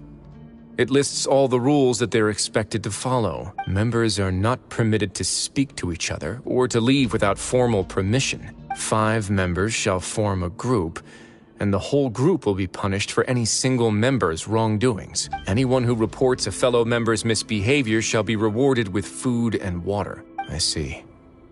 So it's much as I expected.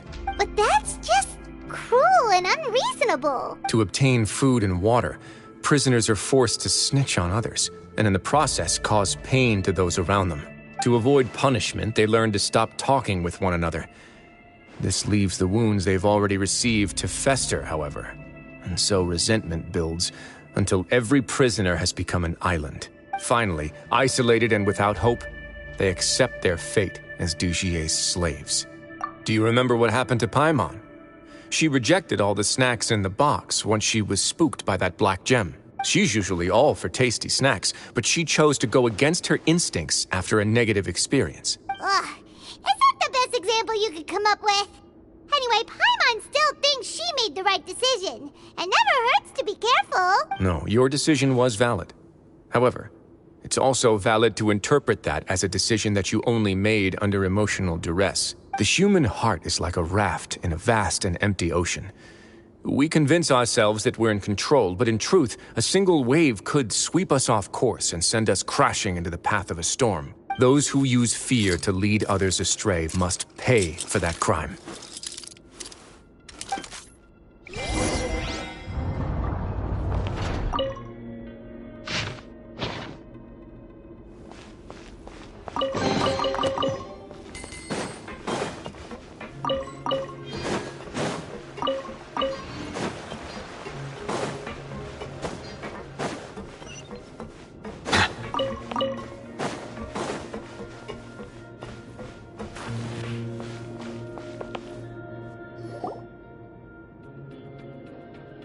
If I'm not mistaken, the space ahead should be the central area of this place.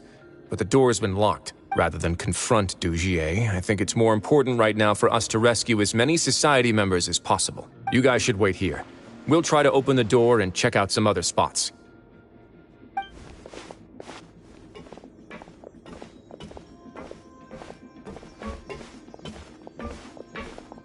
Open the door. Would we have to do something to this mechanism here? Ugh, Paimon doesn't get it at all. Forget it, Paimon's just gonna do some trial and error.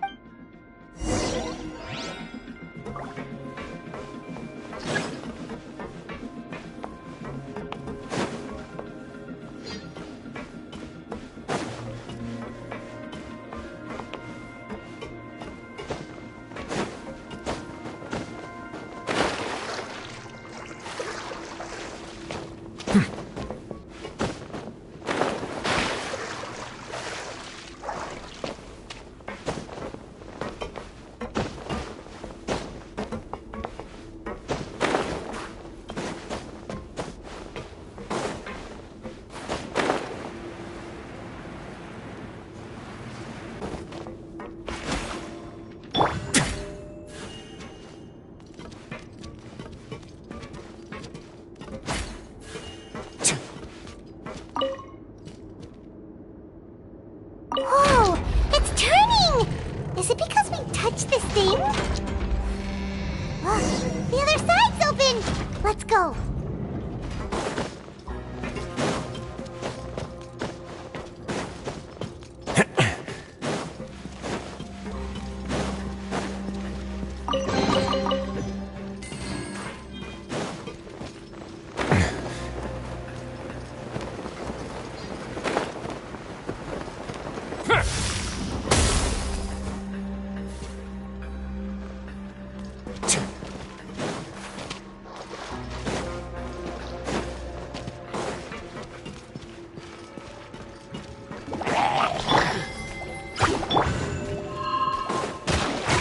Now. Coming at ya!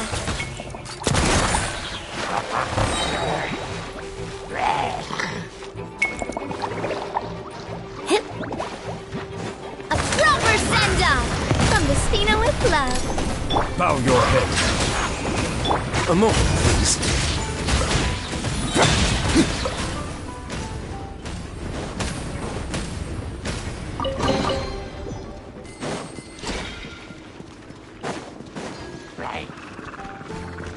Have a safe trip. Let the mighty be humbled.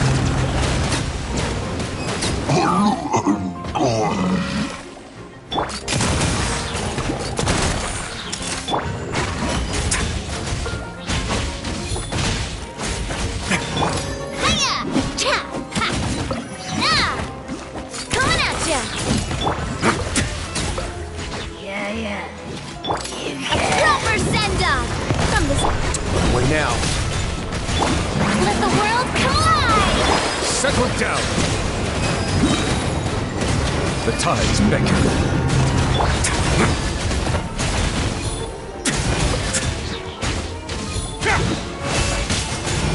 A moment. Stay cool. Face your guilt.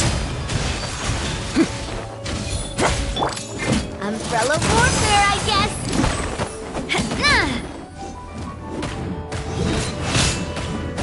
No, not me, too.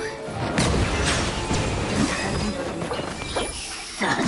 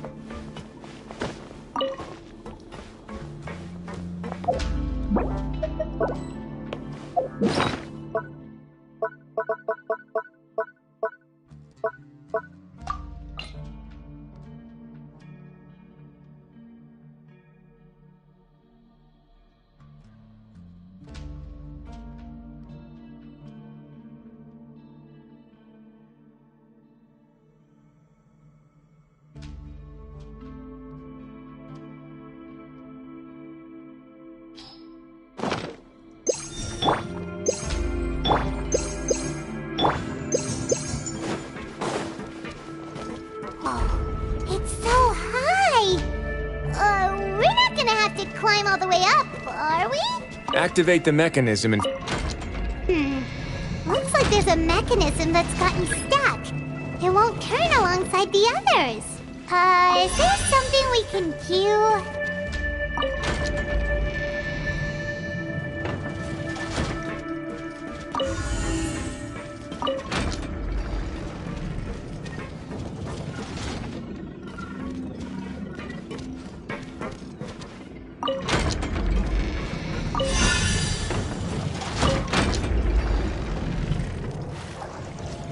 Ooh, the water level's gone way up. So that's how we'll make it to the top.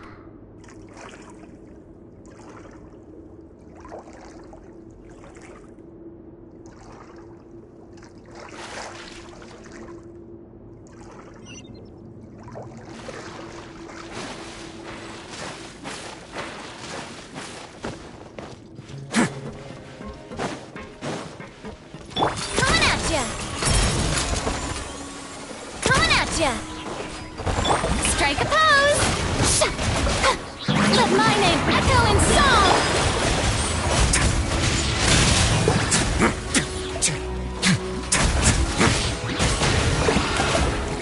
Let the mighty be humbled. Settle down.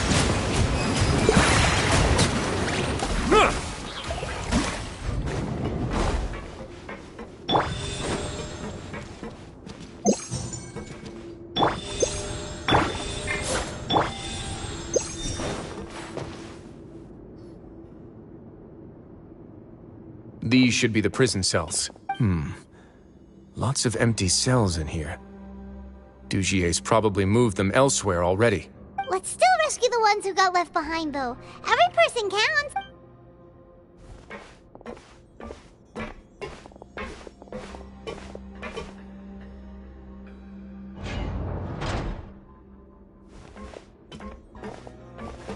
Hey, it's all right now. You can leave this place. No, I won't try to leave anymore. I'll never try to leave again.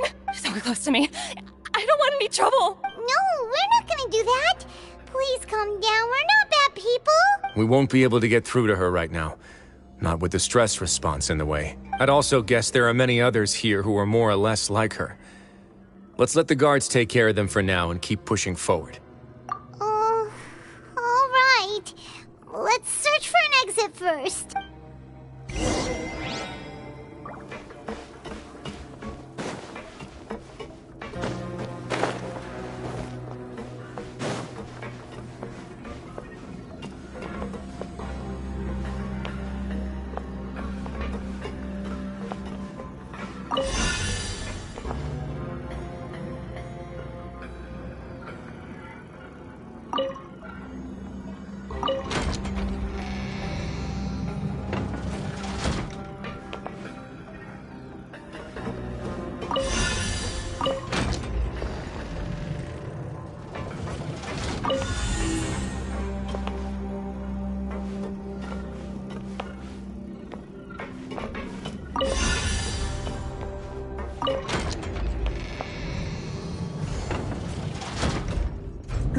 The door's open.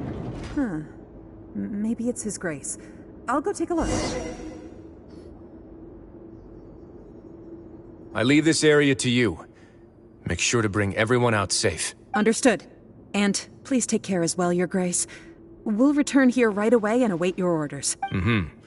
Just focus on the tasks you've been given. I already have reliable help over here. Let's go back.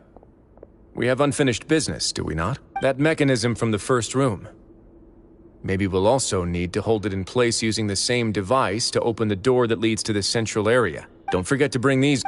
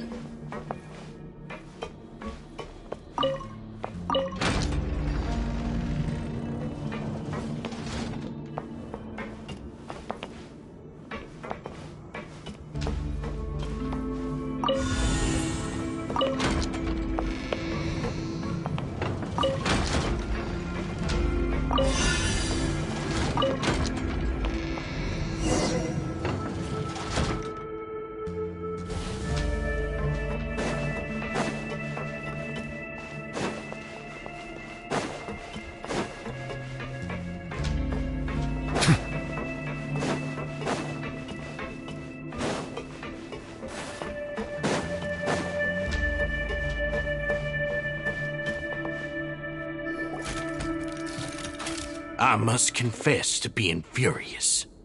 To think that there are still some of you who find it permissible to spit upon our rules. Remember their names.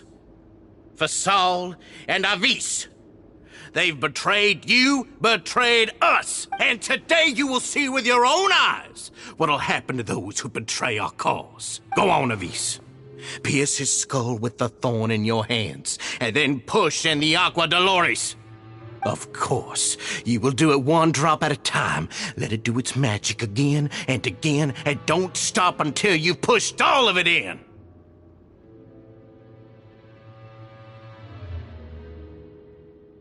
Thistle, I'm sorry. It's okay. I'll find a way to endure. Oh, shut your wretched mouths! When did I give you permission to speak? My rules are the paramount law of this place. Only more pain will come to those who dare to disobey. That's enough, Dugier. Your rabid screams have been beyond nauseating. Is that His Grace? Oh, Risley. I knew you would come, but I didn't expect you to be so quick. Must you still refuse to let me be? Did I not spell everything out for you already? What's so blasphemous about sharing a slice of the cake with me when you've already got the entire fortress at your feet? It would seem that you can't see the difference between sharing and looting. And on top of that, Look at your people. Are they not starving as you wolf down your cake? You stop acting all high and mighty like some hero of justice! Have you forgotten? Nobody in this blasted fortress is innocent! We are all irredeemable monsters who have destroyed something that others held dear. What's so wrong about punishing those who deserve to be punished? It's what they've always deserved. And please, are you really gonna tell me that you care about their lives and well-being when you just need a supply of labor to keep this place running? Is it that all you need to keep your cushy life? Sadly, you're wrong on both counts. Unlike you, I've never seen them as currency. The fortress is not only a place for confinement, but also a place for rebirth. Just as people are free to give in to the darkness within their hearts, they are also free to seek redemption and a new beginning. Our bodies have limits, but our spirits will always remain free. They may have made mistakes, but they are still human beings with people and things that they cherish. And most importantly, they should always retain the freedom to choose their own path once they've reflected on their past misdeeds. But you're destroying their spirits with fear, taking their freedom away so that they'll become slaves who will never again feel or think.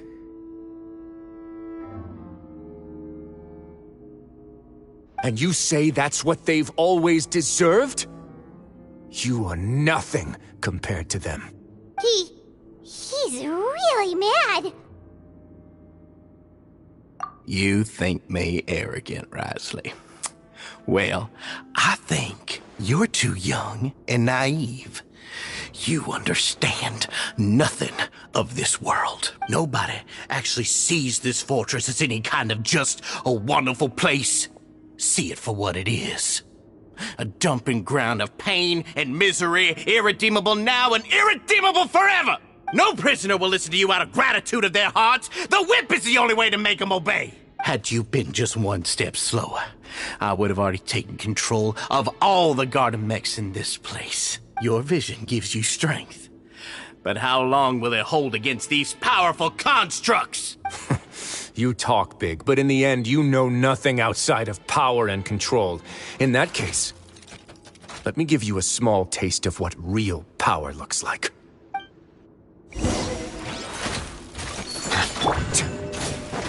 Let's begin. Yoo-hoo!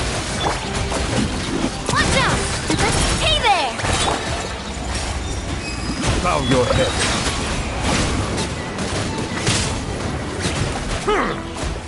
The tides beckon.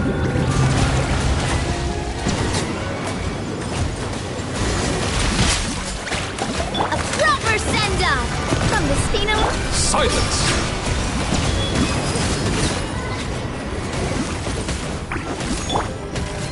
Time to shine! Strike a pop! Have a sick trip! Bow your head, let the mighty be humbled!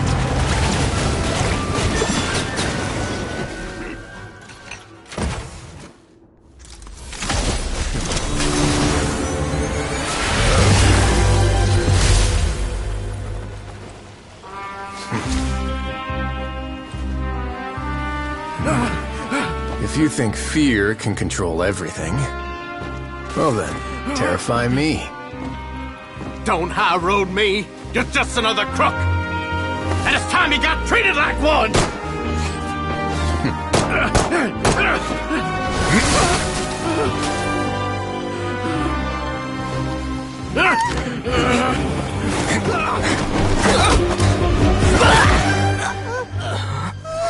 What's the matter?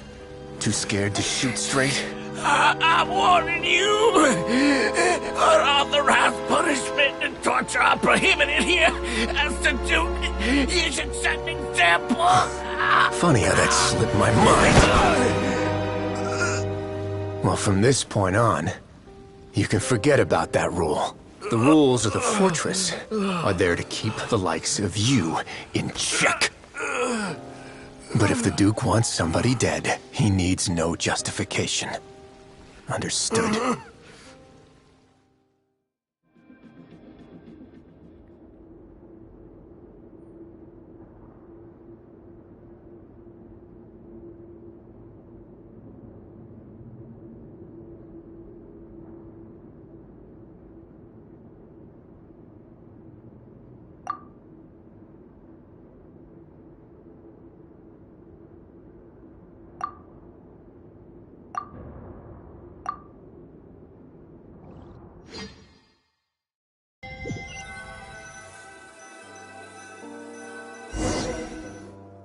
Sorry for taking so long.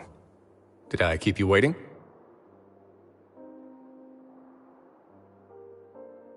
No, not at all. Paimon didn't know you were so considerate. If you ask me, I'd say I actually feel very helpless. There's no way that I could truly empathize with the fear that the members felt every day.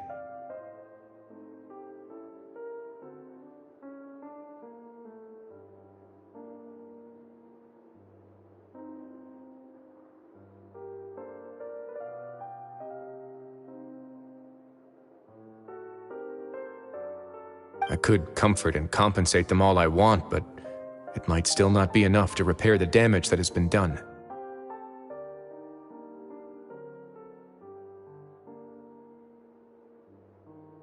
I have to take responsibility for it, as does the fortress.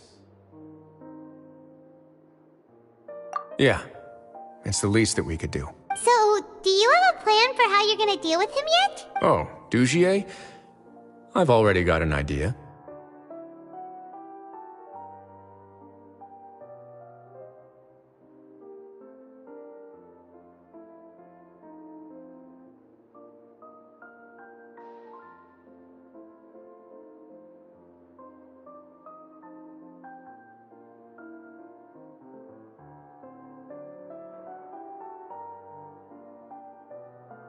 For now, I think I'll do nothing. Huh? Why?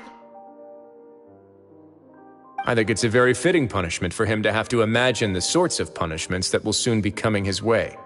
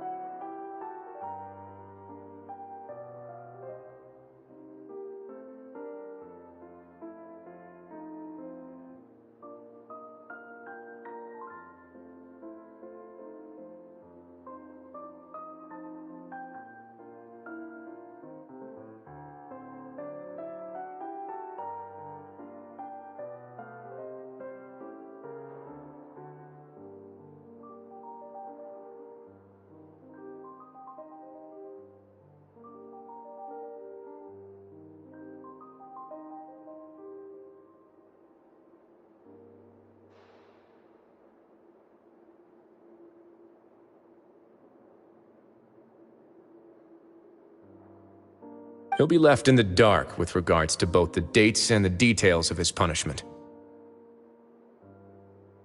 Of course, that's not to say that I'll be letting him off scot-free. It's not often that I actually get the chance to be creative with my punishments. I'm going to talk to the members of the society. He'll get a chance to experience everything that he's ever inflicted on them. Paimon didn't know you could also be so harsh. Looks like she should watch her tongue when she's around you in the future. Why do you think I'd do that kind of thing to you? You offend me, Paimon. Anyway, jokes aside, thank you so much for all of your help. There's still a lot for me to take care of, so how about this? I'll treat you to a meal in 2 days at the Coupon Cafeteria.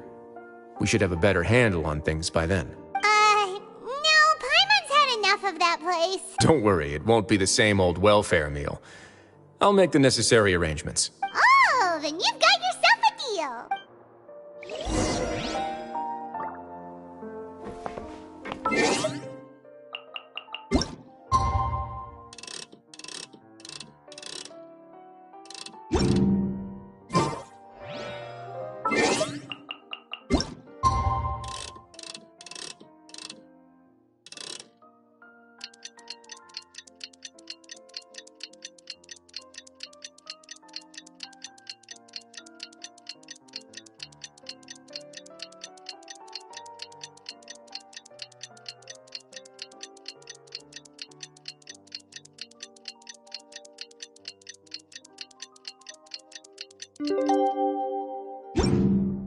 I see the value in my own work, but I also see the meaning in all the endeavors of the people.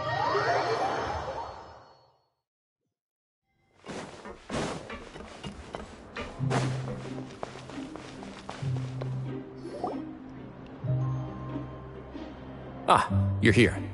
Paimon never forgets about meals. Even if the traveler forgets, Paimon will remind him for sure. That's not what Paimon meant at all. Risley, you got what Paimon meant, right?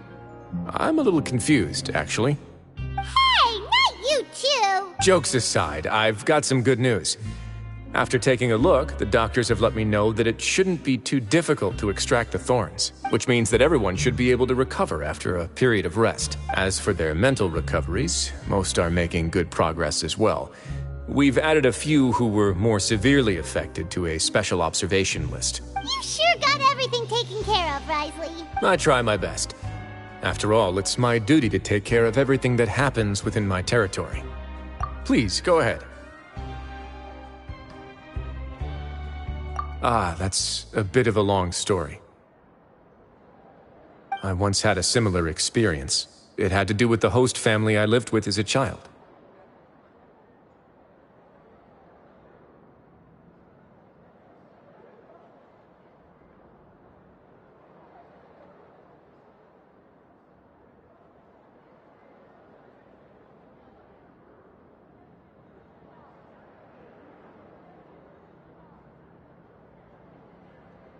I was an orphan, adopted by a couple with a great deal of love in their hearts. I had many siblings, and we all adored each other.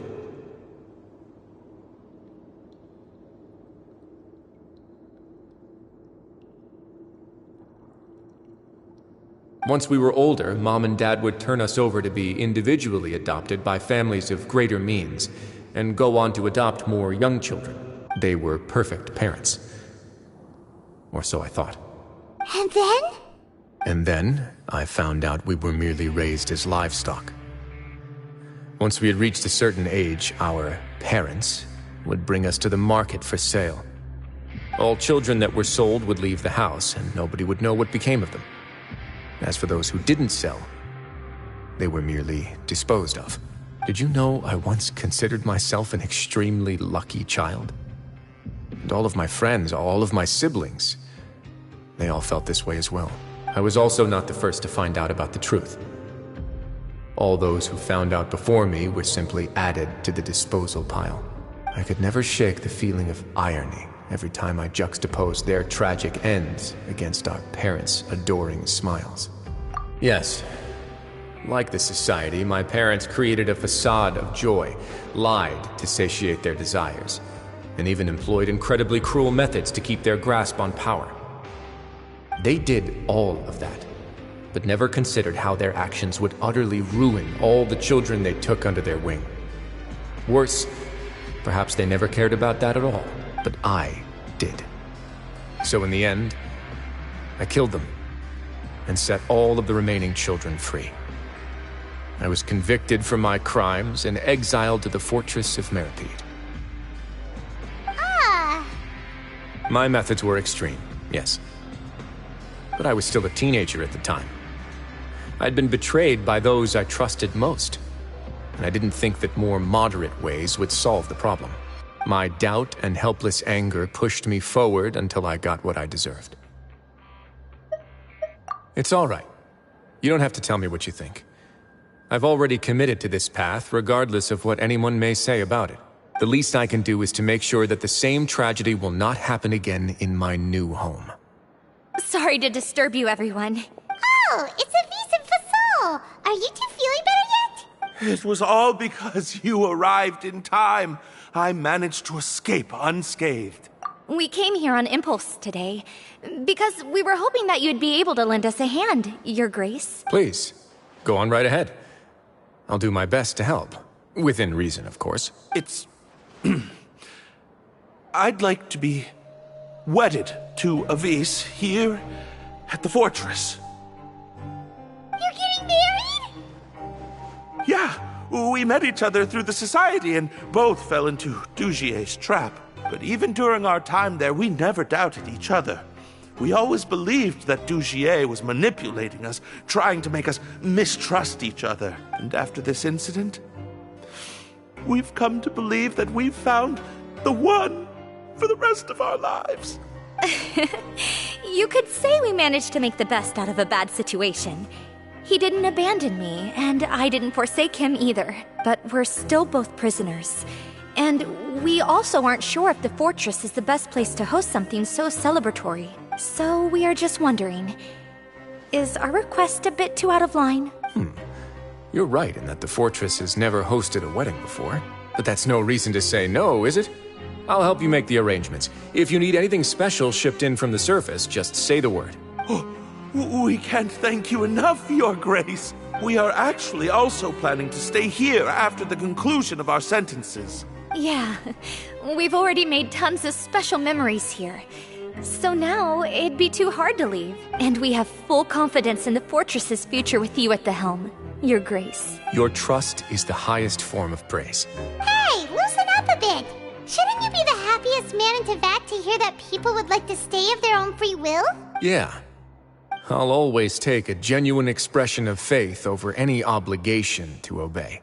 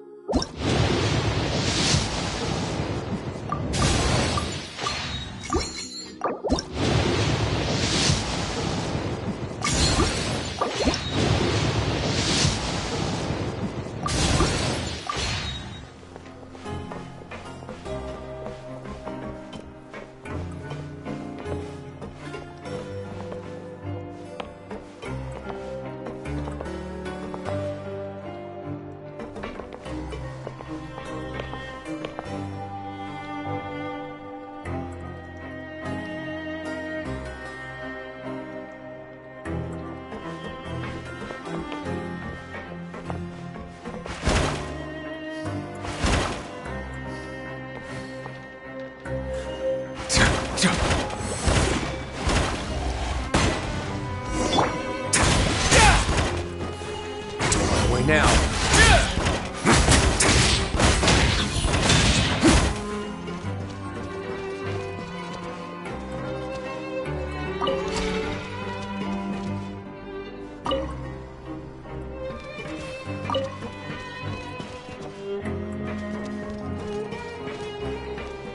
Let's begin.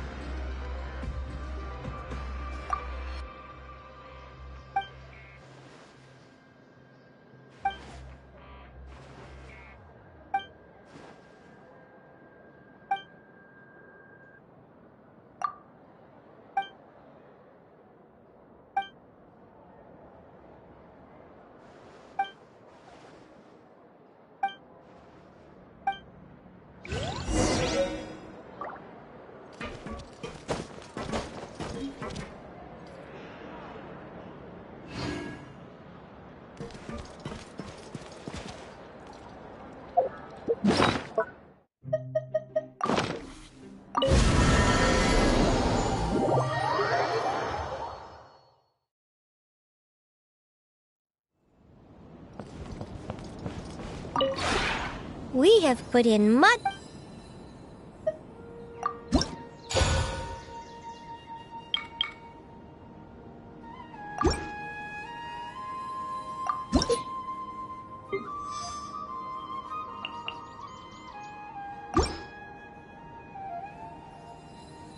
If you ever have any...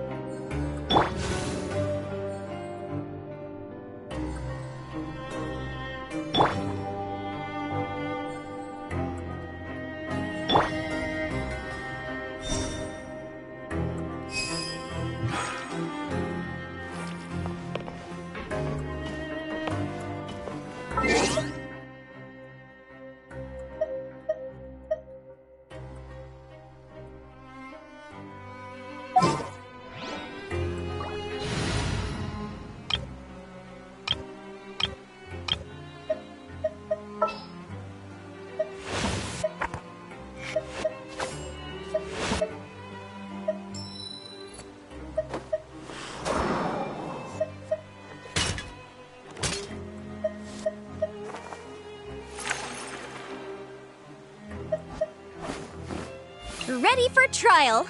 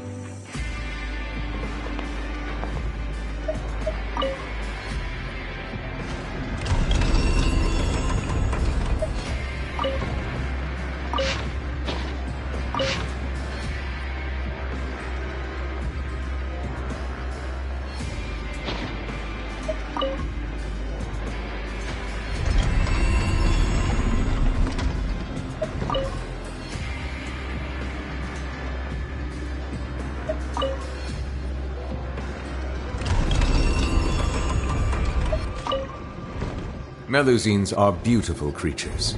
They are the pride of Fontaine. Be sure to befriend them and cause them no harm.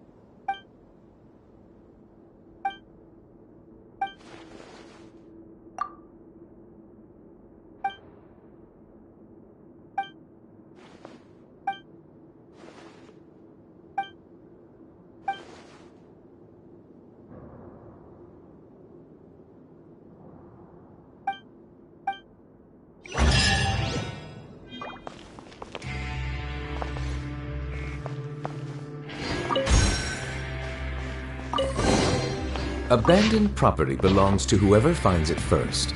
So, it's legally yours now.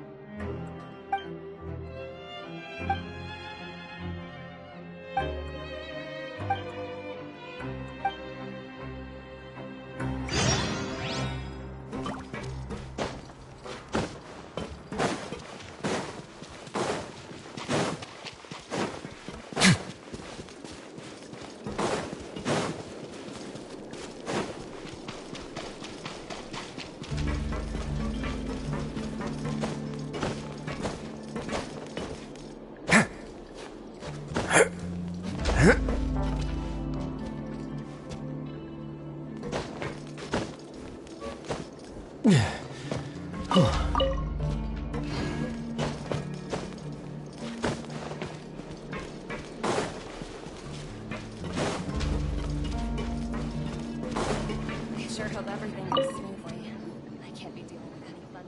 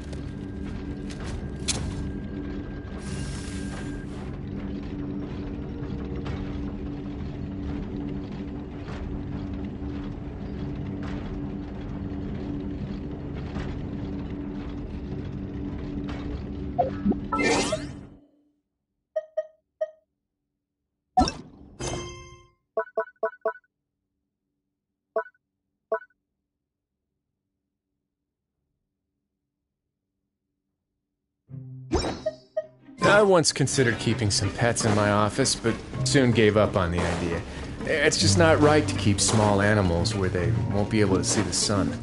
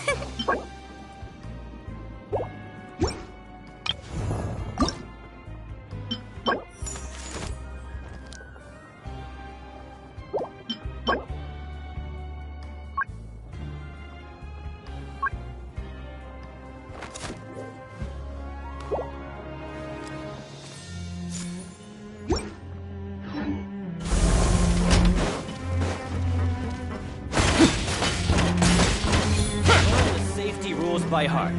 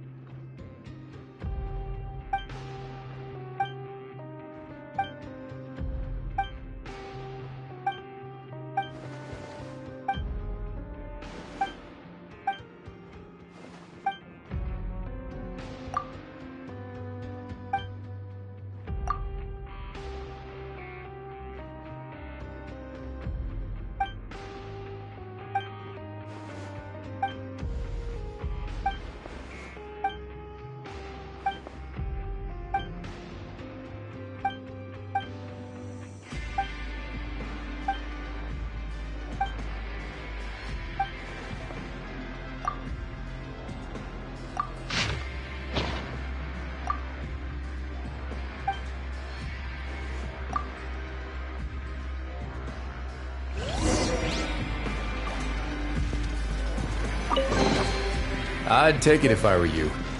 I'm sure it'll come in handy.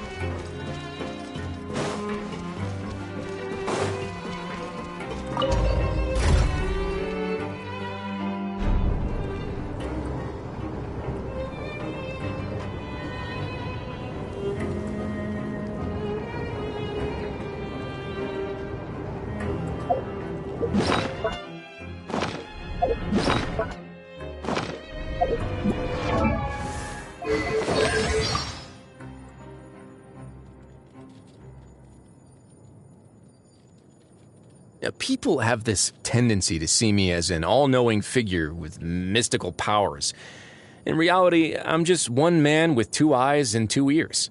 How can I possibly know everything that's happening in the fortress of Meripede? I form my first impressions of many people based on the contents of their inmate registration papers. Seems like you're no exception to the rule. Some inmates once taught me a way to wield the elements by throwing around chemical potions. Well, I guess whoever's in charge of handing out visions doesn't care too much about a little rule bending. I was once summoned by Nervilet to discuss some matters with him in his office. When I approached the Palais Mermonia, I saw him standing by the road, completely drenched in the rain. I held out an umbrella for him, and, well, he thanked me politely. His expression was a little distressed, I guess. I can only assume that I had disturbed him in the middle of something.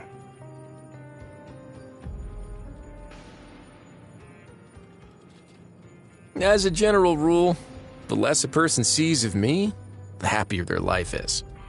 Oh, that scar on my body? It's from a gash I got while battling a gigantic undersea monster that tried to take over the fortress of Meripede. I'm just kidding. Did you know many similar models of handcuffs can all be unlocked using the same master key? Except mine, of course. They're different. Boxing? To me, that's more of a necessity than a hobby. You got any suggestions for actual hobbies? While I do possess some stereotypical Fontainian looks, when you're an orphan, you can never really be sure where you're from. Who knows, maybe I'll take a dip in the primordial sea one of these days just to check. I usually take some milk with my coffee and 2 cubes of sugar with my tea. You ever had one of Sijuin's milkshakes? The taste that comes to mind is... what's that flavor? Desolation. Whew, what a perfect blend of flavors. I could never have made this myself. Lovely. I'll be sure to treat you to something next time. Please excuse me. I'm gonna brew a cup of tea. It is my honor to win your trust. Uh-oh. Looks like I'll owe you a favor now. Don't run away now. A moment, please. I'd take it if I were you. I'm sure it'll come in handy. Sorry, I couldn't protect. Instead of going big, guess I'm going home. I have no objections.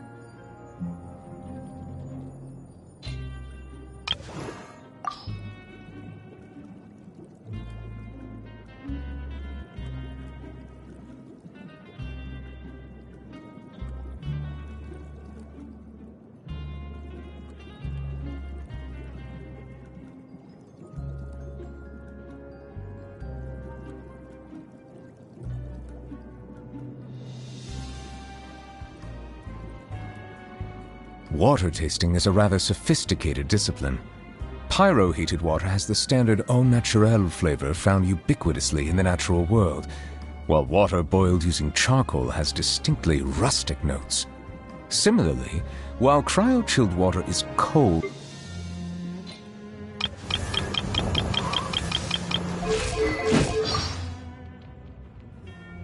every course of action has its risks. Be careful.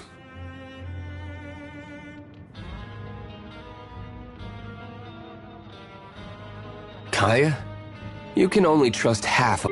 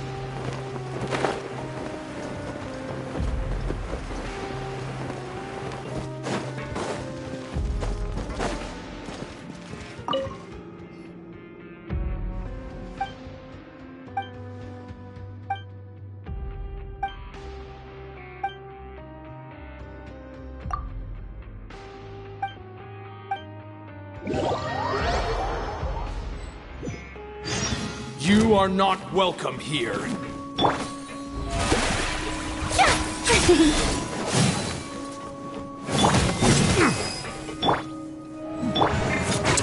now. It's gonna get a little chilly. Settle down. The tides beckon.